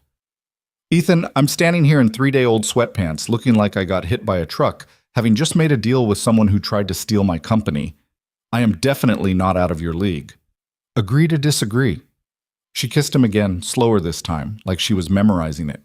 When she pulled back, her expression had shifted into something more serious. "I need to tell you something about why I've been pushing you away. You don't have to." "I do. Because if we're actually doing this, you need to know." She moved back to sit on the bed, and Ethan sat beside her. "Before the accident, I was engaged. His name was Marcus. We'd been together for 4 years, engaged for 6 months. The wedding was supposed to be that summer." Ethan felt something cold settle in his stomach. "What happened?" 3 months after the accident, he left. Said he couldn't handle it. The wheelchair, the therapy, the uncertainty. He loved the version of me that could run marathons and work 18-hour days. The version that needed help getting dressed was too much. Her voice was flat, emotionless. He tried to make it sound kind, said I deserved someone who could give me what I needed. But what he meant was that he deserved someone who wasn't broken.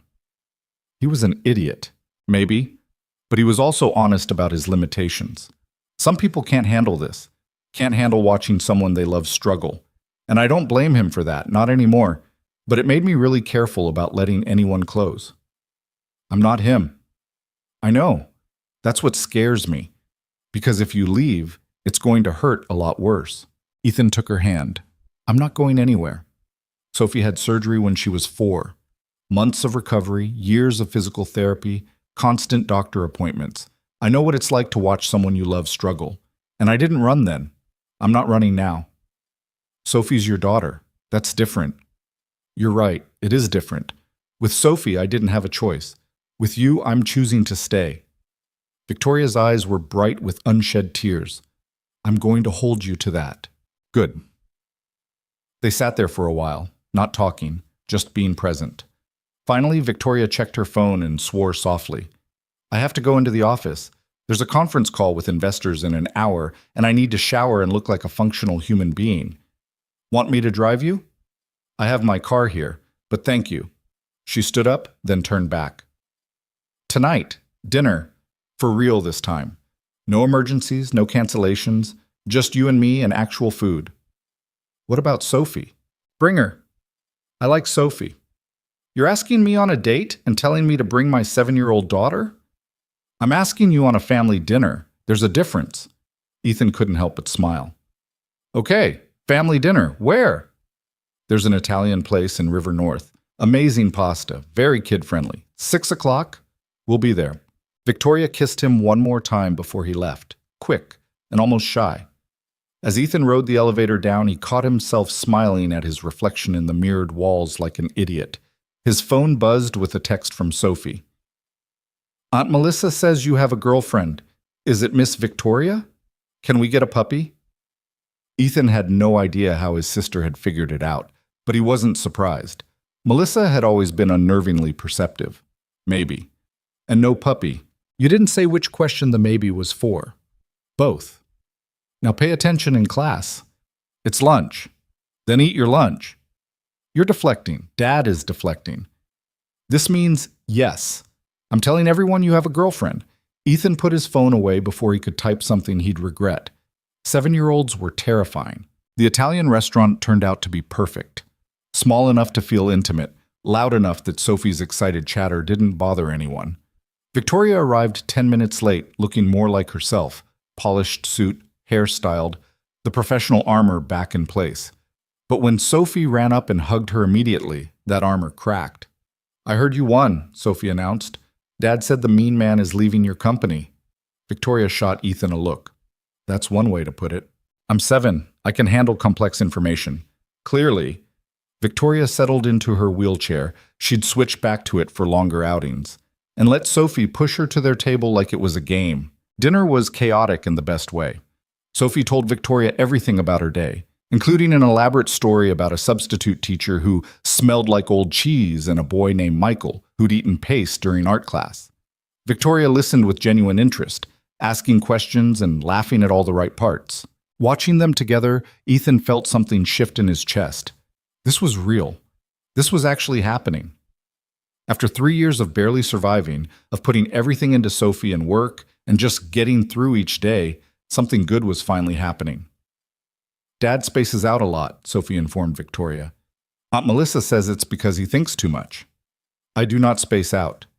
You're doing it right now. Victoria was trying not to laugh. She might have a point. Traitor.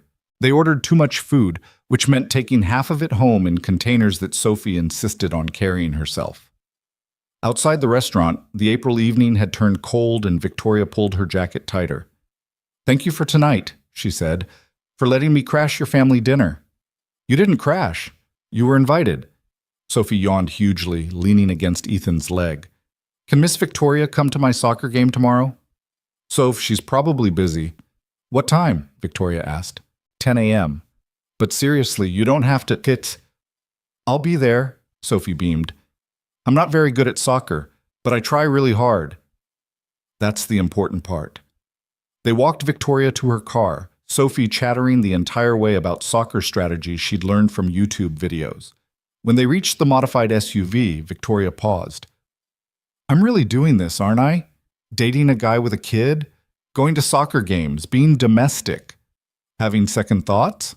Constantly, but I'm doing it anyway.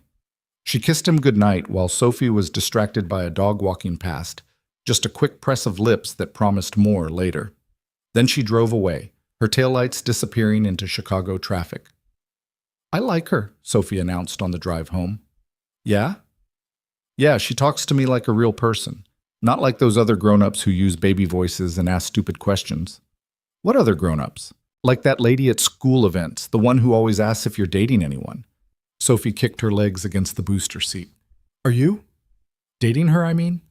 I think so, yeah. Good. You smile more when she's around. You should smile more. Out of the mouths of 7-year-olds. The soccer game the next morning was exactly as chaotic as Ethan had warned. 8 7-year-olds running after a ball with no clear strategy, parents yelling encouragement that the kids completely ignored. Sophie spent most of the game picking dandelions in the outfield. Victoria showed up 20 minutes late, navigating the grass field in her wheelchair with visible difficulty. She'd brought coffee for Ethan and hot chocolate for Sophie, which immediately made her the favorite person at the game. She's not really playing, Ethan felt obligated to point out.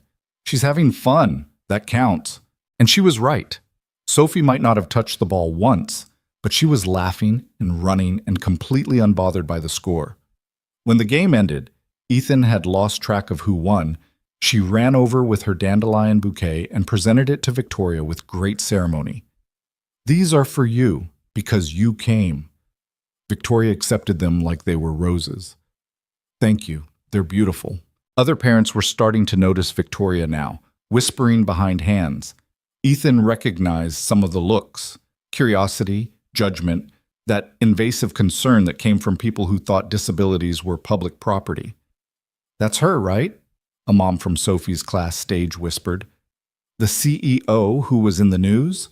Victoria's expression went carefully neutral. Ethan stepped closer, ready to run interference, but Sophie beat him to it. That's Miss Victoria. She's my dad's girlfriend, and she runs a whole company, and she can walk, but sometimes uses a wheelchair, and it's none of your business. The woman's face went red. Sophie grabbed Victoria's hand and Ethan's hand and pulled them both toward the parking lot, chattering about post-game ice cream like nothing had happened. Your daughter just defended my honor, Victoria said quietly. She's protective of people she likes. I noticed. She looked down at Sophie, who was now humming and swinging their hands. This is weird for me. Good weird, but weird. Yeah, for me too. They got ice cream, tradition, according to Sophie, and sat outside despite the cold. Sophie covered herself in chocolate, and Victoria laughed more in 30 minutes than Ethan had seen in weeks. When they finally said goodbye, Victoria leaning down from her wheelchair to hug Sophie properly, Ethan felt that shift in his chest again. This was going to work. Somehow, despite everything complicated about both their lives, this was actually going to work. His phone buzzed that night after Sophie was asleep. Victoria, thank you for today, for letting me be part of your life, for Sophie, for all of it, anytime. You're good with her. I have no idea what I'm doing, neither do I. We're figuring it out together. I like the sound of that. Me too. Sleep well. You too. Ethan put his phone down and stared at his ceiling, wide awake despite the exhaustion. 3 months ago, he'd been drowning, barely keeping his head above water, every day just about survival. And now he had a job that actually paid his bills, a daughter who was thriving, and someone who looked at him like he mattered. It felt fragile, like something that could shatter if he held it too tight. But it also felt real. And real was enough. The next 3 weeks settled into something that almost felt like routine. Victoria's schedule was still insane. Board meetings, investor calls, the constant demands of running a company without a COO, but she made time. Dinners twice a week, sometimes 3. Sophie's soccer games when she could make it. Late-night phone calls when she couldn't sleep. Talking about nothing and everything until one of them fell asleep mid-sentence. It wasn't perfect. Victoria canceled plans when emergencies came up, which happened more often than either of them wanted. Ethan struggled with the reality of dating someone whose life operated on a completely different scale than his. The first time Victoria casually mentioned a business trip to Singapore, Ethan had to remind himself that this was normal for her, even if it felt impossibly foreign to him. But they were trying. That counted for something. The problem started in early May, right around the time Victoria stopped using her wheelchair entirely. She'd been walking with just a cane for almost 2 weeks, pushing herself harder than her therapist recommended, determined to prove that Adrian's departure meant she was stronger than ever. You're overdoing it, Ethan said after watching her wince through an entire dinner. They were at his apartment this time, Sophie already asleep in her room, pizza boxes on the coffee table. I'm fine. Victoria, you can barely walk. I can walk perfectly fine, I'm just sore. There's a difference between sore and hurt. She set down her wine glass with enough force that it clicked against the table. I know my own body, Ethan. Do you? Because from where I'm sitting, it looks like you're pushing yourself into the ground trying to prove something to people who aren't even watching anymore. That's not what I'm doing. Then what are you doing? Victoria stood up, using the armrest for support but refusing to reach for her cane. I'm trying to get my life back. The life I had before some drunk asshole decided to run a red light. And that means walking without assistance. It means not being defined by this disability. It means being normal again. You keep using that word, normal, like there's some finish line where you'll be fixed and everything will go back to the way it was. What's wrong with wanting that? Nothing, except it's not real. You're not going back to who you were before the accident. None of us go back. We just figure out how to move forward. Victoria's expression went cold. Easy for you to say. Your body works. You can walk across a room without planning the route. You can stand for more than 10 minutes without your legs shaking. You don't know what this is like. You're right. I don't. But I know what it's like to watch someone I love destroy themselves chasing something impossible. The word hung between them. Love. Ethan hadn't meant to say it, hadn't planned it, but there it was. Victoria stared at him. Don't. Don't what? Don't make this more complicated than it already is. Don't say things you don't mean because you're worried about me. I'm not saying it because I'm worried. I'm saying it because it's true. She grabbed her cane and headed for the door. I need to leave. Victoria, I'm serious. I need to go. Right now. Ethan didn't try to stop her. He listened to the door close, the elevator ding, the silence that followed. Then he sat on his couch, surrounded by pizza boxes, and tried to figure out where everything had gone wrong. His phone buzzed around 2 a.m. He answered before he was fully awake. I'm sorry. Victoria's voice was small, barely audible. For running, for what I said, for all of it. Where are you? Home. I couldn't sleep. I kept thinking about what you said. She paused. You're right. I am chasing something impossible, but I don't know how to stop. Come over. Ethan, it's 2 a.m.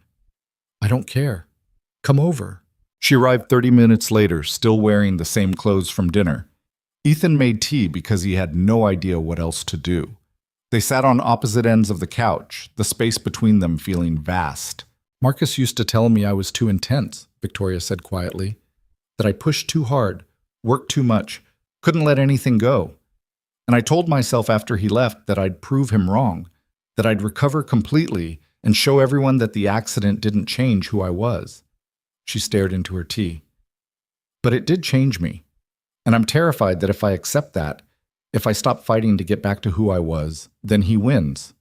Then everyone who doubted me wins. They already lost. You're still here. You're still running your company. You're still you. Am I, though? Because sometimes I look in the mirror and I don't recognize the person looking back. She's slower, more careful. She needs help with things that used to be automatic, and I hate her. Ethan moved closer, closing the space between them. I don't. You don't know her well enough yet? Give it time. Victoria, listen to me. The person you were before the accident built an incredible company, but the person you are now fought her way back from paralysis, exposed a corrupt business partner, and stood on a stage in front of 200 people who wanted to see her fail. That person is a lot more impressive than someone who just worked hard and got lucky. Her eyes were wet. I'm so tired of fighting. Then stop. Stop fighting who you are now and start accepting it. I don't know how. Neither do I. But we can figure it out together. She leaned against him, her head on his shoulder, and cried. Real crying, the kind that came from months of holding everything together and finally letting it break. Ethan held her and didn't try to fix it, didn't offer empty platitudes, just let her fall apart in a way she probably hadn't let herself since the accident. When she finally stopped, her voice was hoarse. I meant what I said earlier. This is complicated. My life is complicated. And I don't want to drag you into my mess. Too late. I'm already in it. You could leave. Find someone easier. I don't want easier. I want you. She pulled back to look at him. Why? Because you're brilliant and stubborn, and you make me remember what it's like to fight for something that matters. Because Sophie thinks you're the coolest person she's ever met. Because when I'm with you, I feel like I'm not just surviving anymore. He took her hand. And because I love you. I meant that earlier. I love you. Victoria's expression crumbled. I love you too, and that terrifies me. Good. That means it's real. She kissed him then, desperate and messy and real. They ended up tangled on the couch, and for the first time in weeks, Victoria stopped trying to hide the parts of herself that hurt. When Ethan's hand brushed against the scars on her lower back, she didn't flinch away. When her leg cramped and she had to stop to stretch it, she didn't apologize. Stay, Ethan said when she started to pull away. Just stay tonight. So she did. They fell asleep on the couch, uncomfortable and awkward, Victoria's cane propped against the coffee table within reach. When Sophie wandered out at 7 a.m. looking for breakfast, she found them there and immediately started planning their wedding in her head, judging by the elaborate questions she asked over cereal. Can I be in the wedding? There's no wedding planned, Soph. But there will be, right? You love each other. People who love each other get married. Victoria, who'd woken up looking like she'd been hit by a truck, actually laughed. That's very logical. I'm a logical person. Teacher says so. She's also 7, Ethan pointed out. 7.5. It was my half-birthday last week and nobody remembered. You didn't mention it. I shouldn't have to mention my own half-birthday. Victoria caught Ethan's eye, and they both tried not to laugh. This was his life now. Morning negotiations with a 7-year-old about half birthdays while the woman he loved ate cereal in yesterday's clothes. It was chaotic and imperfect, and he wouldn't trade it for anything. The real test came 2 weeks later when Victoria had to fly to Houston for 3 days of meetings with potential investors. She called Ethan from the airport, sounding stressed. I hate leaving right now. We just figured things out. It's 3 days. We'll survive. What if we don't? What if I come back and everything's different? Then we'll figure that out too. Victoria, you can't put your life on hold because you're scared of losing this. That's not how it works. She was quiet for a moment. I'm really bad at this. The relationship thing. You're doing fine. I almost ran away last week because you said you loved me. But you came back. Yeah, I did. Her flight was being called in the background. I have to go. I'll call you when I land. She did call. And texted. Video called with Sophie to see her latest art project, sent photos of terrible hotel room service, and complained about boring presentations. It wasn't the same as being there, but it was enough. When she got back on Thursday night, exhausted and ready to collapse, Ethan picked her up from the airport with Sophie in tow. How was Houston? Sophie asked as Victoria loaded her bag in the trunk. Hot, boring, full of people who talk too much. Sounds awful. It really was. They drove to Victoria's apartment because she'd missed her own bed and somehow ended up staying for dinner, takeout Thai food eaten on her fancy couch while Sophie explained in elaborate detail why her school should get a class hamster. You're good at this, Victoria said later, after Sophie had fallen asleep in the guest room that had never been used before. At what? Being a parent, knowing what she needs before she asks for it, making everything feel safe. I've had practice. 7 years of it. Still, it's impressive. She paused. I've been thinking about something. About what happens next. With us. Ethan's stomach tightened. Okay. My lease is up in August. I've been here for 5 years and I hate it. It's cold and impersonal, and it doesn't feel like home. So find somewhere else. I was thinking about that, about what home means, and I realized it's not a place. It's people. She looked at him directly. I want to find somewhere new. Somewhere that has room for 3 people instead of 1. Somewhere that feels like a home instead of a hotel. It took Ethan a moment to process what she was saying. You want to move in together. Eventually, not tomorrow, but maybe in a few months, if you want that. Victoria, I live in a 2-bedroom apartment that's falling apart. You live in luxury high-rise with a doorman. I know. And I'm saying I want to leave the high-rise and find something that actually feels like a life instead of an investment property. She grabbed his hand. I'm not asking you to uproot Sophie or change everything. I'm just saying I want to build something real with you. A life that isn't just about surviving or proving points. An actual life. That's a big step. I know, and if it's too fast, tell me. But I've spent 18 months fighting to get my life back, and I'm starting to realize that the life I had before wasn't actually that great. It was just successful. There's a difference. Ethan thought about his cramped apartment, about Sophie's school district, about all the practical complications. Then he thought about Victoria reading bedtime stories to Sophie with voices for all the characters, about her showing up to soccer games despite hating sports, about the way she looked in the morning before she put on her CEO armor, messy and real, and his. Yeah, he said. Let's do it. Not tomorrow, but soon. Victoria's smile was brilliant. Yeah? Yeah. They started looking at places in June. Nothing too big, nothing too expensive despite Victoria's protests that she could afford whatever they wanted.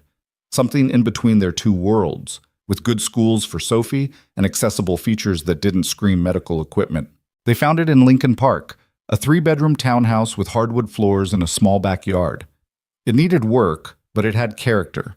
Room for Sophie to grow up, an office where Ethan could work. Space for Victoria's physical therapy equipment without it taking over everything. It's perfect, Sophie announced the first time they walked through, already planning where her bed would go. It needs a new roof, Ethan pointed out. An updated electrical, Victoria added. But it's perfect, Sophie insisted. She was right. It was. They closed in early August. Moving day was chaos. Ethan's sister helped, along with Victoria's assistant Sarah and a handful of movers who handled the heavy lifting. Sophie directed traffic like a tiny general, telling everyone where boxes should go.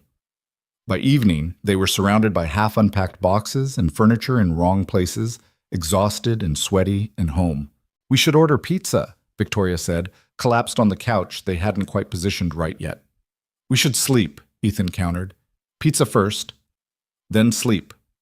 Sophie had already claimed the master bedroom as a fort, building elaborate structures for moving boxes. They could hear her narrating an adventure involving dragons and space pirates. "She's going to be impossible to settle down," Ethan said. "Let her have tonight. Tomorrow we'll implement bedtimes and structure." "You say that now." Victoria pulled him down onto the couch beside her. "Thank you." "For what?" "For taking a chance on this. On us. I know it's not easy combining lives like this. Nothing worth having is easy. When did you get so wise?" "I have a 7-year-old. They teach you things." They ordered pizza. Sophie emerged from her box fort long enough to eat 3 slices and get tomato sauce everywhere. They ate sitting on the floor because the dining table was buried under boxes, and it was perfect in its imperfection. Later, after Sophie finally crashed from exhaustion and they'd set up the bare minimum to function, Ethan and Victoria stood in their bedroom, their actual shared bedroom, and just looked at each other. "This is real," Victoria said. "We actually did this. Having regrets? Constantly, but doing it anyway." She kissed him, and it felt different here, in their space, their home. Not his apartment or her sterile high-rise, but something they'd chosen together. "I should tell you something," Victoria said, pulling back slightly. "Adrian reached out last week." Ethan tensed. What did he want? To apologize, apparently. Said he'd had time to reflect and realized he'd let ambition override ethics. Very rehearsed, very corporate, probably advice from his lawyer. "What did you say?" "I told him apology accepted, but we're done. That chapter's closed. He can move on with his golden parachute, and I'll move on with my life." "How do you feel about that?" "Relieved. Like I finally closed a door that should have been closed months ago." She sat down on the bed, their bed, the one piece of furniture they'd bought together, arguing over firmness and thread count like an old married couple. "I spent so much energy hating him, being angry, and it was exhausting. Letting it go feels better." "Growth," Ethan said, sitting beside her. "Therapy would call it growth. I call it being too tired to maintain grudges." Either way, they fell asleep that night surrounded by boxes in a house that didn't quite feel like home yet, but would eventually. Sophie snuck into their room around 3 a.m. and wedged herself between them without asking, and neither of them had the energy to carry her back to her own bed. The weeks that followed were adjustment, learning each other's routines, Victoria's early morning conference calls versus Ethan's need to make Sophie breakfast, coordinating schedules, fighting over closet space and bathroom time, all the mundane details of building a life together. It wasn't smooth. Victoria worked too much and Ethan worried too much, and Sophie tested boundaries like it was her job. They had fights about stupid things, dishes in the sink, who forgot to buy milk, whether Sophie needed new shoes or could wear the old ones another month. But they also had moments. Sophie's first day of 2nd grade, both of them dropping her off together. Victoria's birthday, which she'd tried to ignore until Ethan and Sophie ambushed her with a cake and terrible homemade cards. Weekend mornings where they'd sleep in and Sophie would climb into bed with them and they'd just exist as a family. The biggest moment came in late October, 6 months after they'd first kissed, 4 months after moving in together. Victoria had a follow-up appointment with her neurologist. Routine check on her progress, something she'd been doing every few months since the accident. Ethan drove her there because she was nervous, though she tried to hide it. They sat in the waiting room holding hands while Victoria's leg bounced with anxiety. "Whatever he says, it doesn't change anything," Ethan reminded her. "I know, but I still want to hear that I'm improving, that all this work means something." The appointment took 40 minutes. When Victoria came out, her expression was unreadable. "Well?" Ethan asked. "He says my nerve regeneration has exceeded expectations, that I've regained more function than most patients with my type of injury, that I'm basically a medical success story." "That's amazing." "He also says I'll probably always need the cane for long distances, that my endurance will always be limited, that some things aren't coming back no matter how hard I work. She sat down in the waiting room chair. And he's right. I've been killing myself trying to get back to 100% when 90% is probably the best I'll ever get. 90% of you is still more capable than most people at 100. That's not the point. The point is accepting that this is it. This is my new baseline, and I spent 2 years fighting that reality instead of accepting it. So what now? Victoria was quiet for a long moment. Then she smiled, a real smile, not the professional mask she wore for work. Now I stop fighting myself and start living. Actually living, not just surviving. She stood up, using her cane automatically. Take me home. Our home. I want to have dinner with my family. The word family hit different when she said it. Not as a concept or a future plan, but as a current reality. They drove home through autumn traffic, the city covered in fallen leaves. Sophie was at a friend's house, which meant they had the place to themselves for a few hours. They made dinner together, actual cooking instead of takeout, and talked about nothing important. Work gossip, neighborhood drama, whether they should get a dog, which was Sophie's latest obsession. She's relentless about the dog thing, Victoria said, chopping vegetables with practiced efficiency. She gets it from you, the relentless part. I'm not relentless. I'm determined. That's the same thing. No, it's not. Determined is strategic. Relentless is just stubborn. You're both. Victoria threw a piece of carrot at him.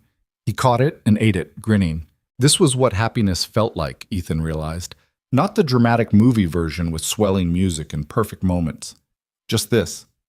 Making dinner with someone he loved, arguing about semantics, planning for a future that included dogs and family dinners, and all the mundane, beautiful details of a shared life.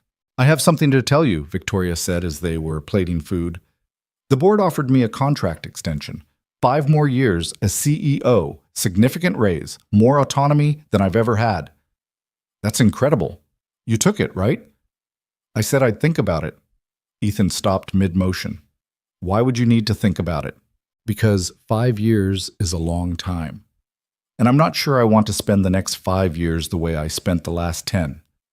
All work, no balance, sacrificing everything for the company. She set down her knife. I built Hale Energies because I had something to prove, because I needed to show everyone that a girl from Detroit with nothing could become something. And I did that. But now I'm wondering what comes after proving yourself. What you build when you're not angry anymore. What do you want to build? This. A life that isn't defined by my job title. Time with you and Sophie. Maybe more kids eventually, though we'd need to talk about that. A future that has room for things besides quarterly earnings reports and board meetings. You can have both. Maybe, but not at the pace I've been running. Something has to give. She leaned against the counter. I'm thinking about bringing in a co-CEO, someone to share the workload. I'd still be involved, but not drowning in it. Who? There's a woman named Jennifer Park who runs our renewable division. Brilliant, strategic, everything the company needs, and she actually wants the job, which is important. I've spent 2 years fighting people who wanted to take my position. Maybe it's time to find someone I want to share it with. That's huge. I know. And scary. And probably the right decision. She picked up her wine glass. I'm 31 years old. I've spent every year since college building this company, and it's been incredible, but it's also been everything. I want room for something else. For us. Ethan crossed the kitchen and wrapped his arms around her.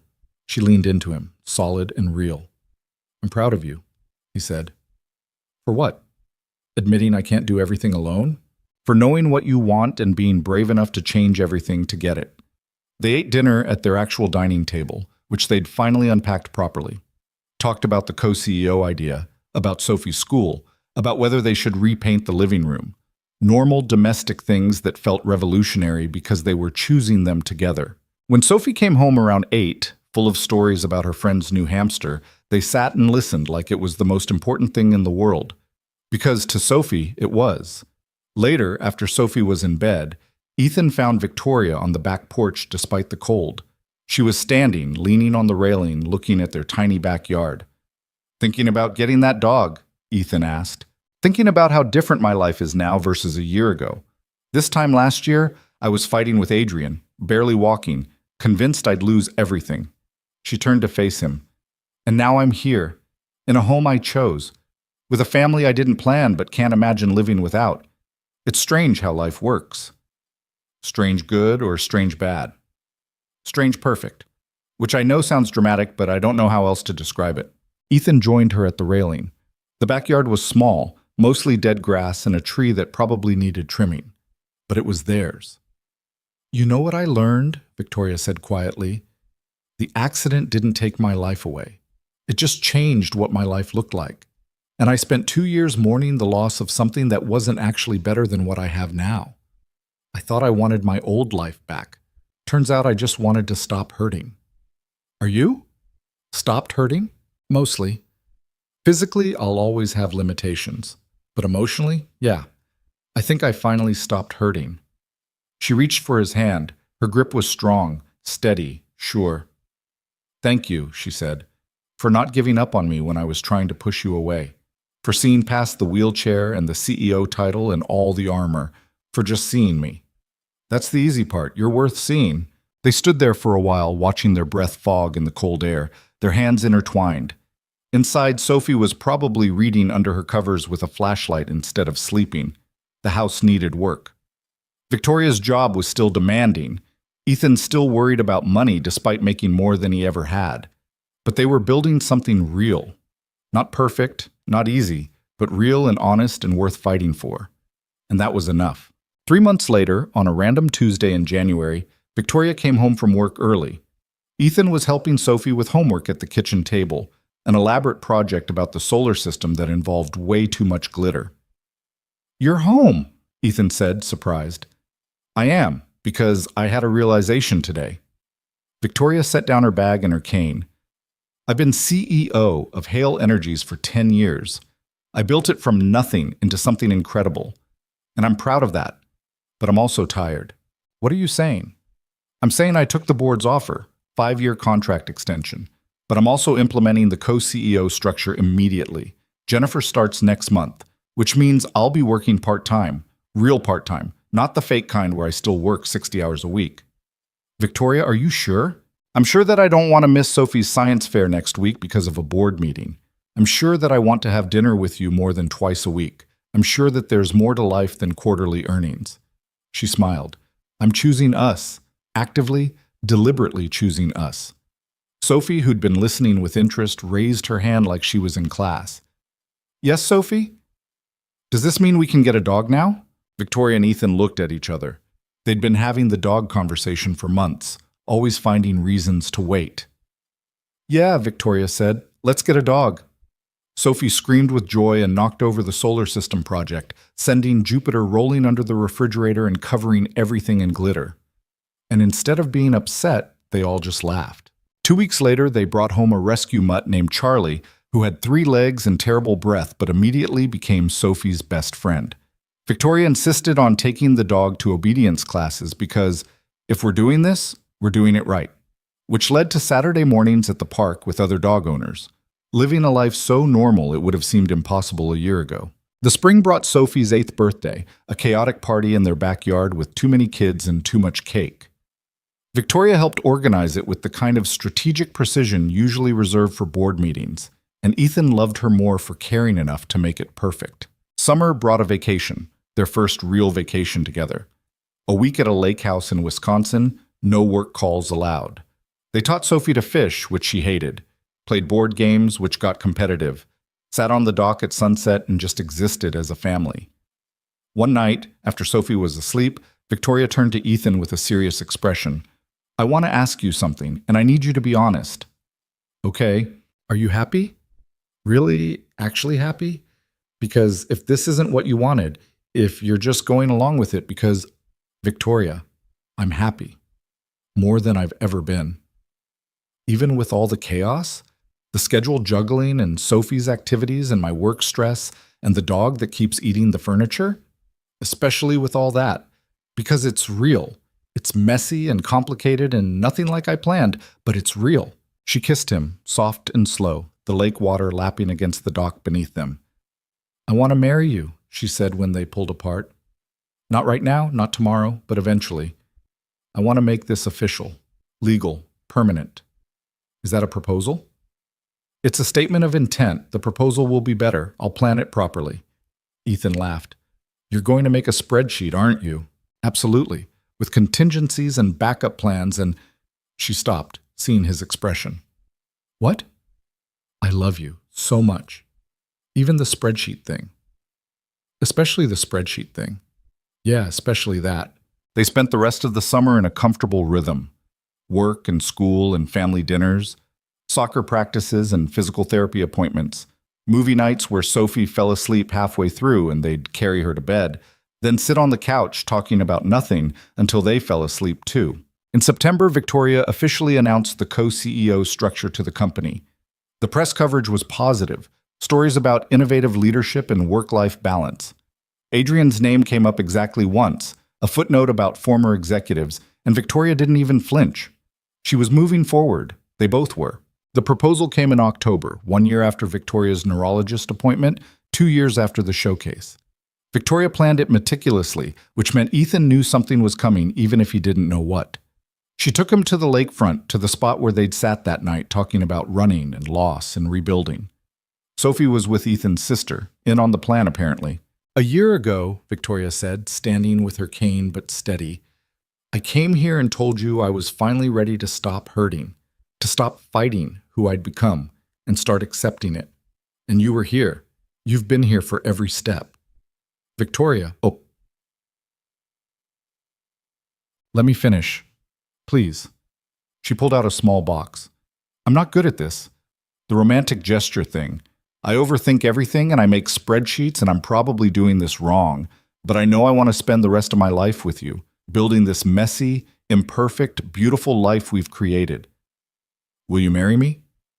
The ring was simple, practical, perfect. Ethan took it and slid it on his finger, grinning. You really did make a spreadsheet, didn't you? Color-coded with multiple scenarios. I love you so much. Is that a yes? That's a yes.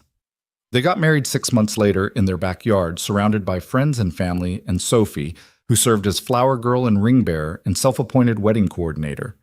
It was small, informal, nothing like the elaborate corporate events Victoria used to plan. It was perfect. Standing there, saying vows they'd written themselves, Ethan looked at Victoria, strong and imperfect in his, and thought about how far they'd both come. From that rainy day outside the rehabilitation center to this moment, they'd built something neither of them had planned but both desperately needed. A life. A real one. Full of ordinary moments and extraordinary love. Victoria squeezed his hand as they were pronounced married, her grip steady despite the slight tremor she'd probably always have. Sophie cheered loudly enough to scare Charlie, who barked and created chaos that somehow fit perfectly with everything else. This was happiness. Not the absence of struggle, not some perfect fairy tale ending. Just two people who'd been broken in different ways, who'd found each other and chosen to build something new from the pieces. And in the end, that was enough. More than enough. It was everything.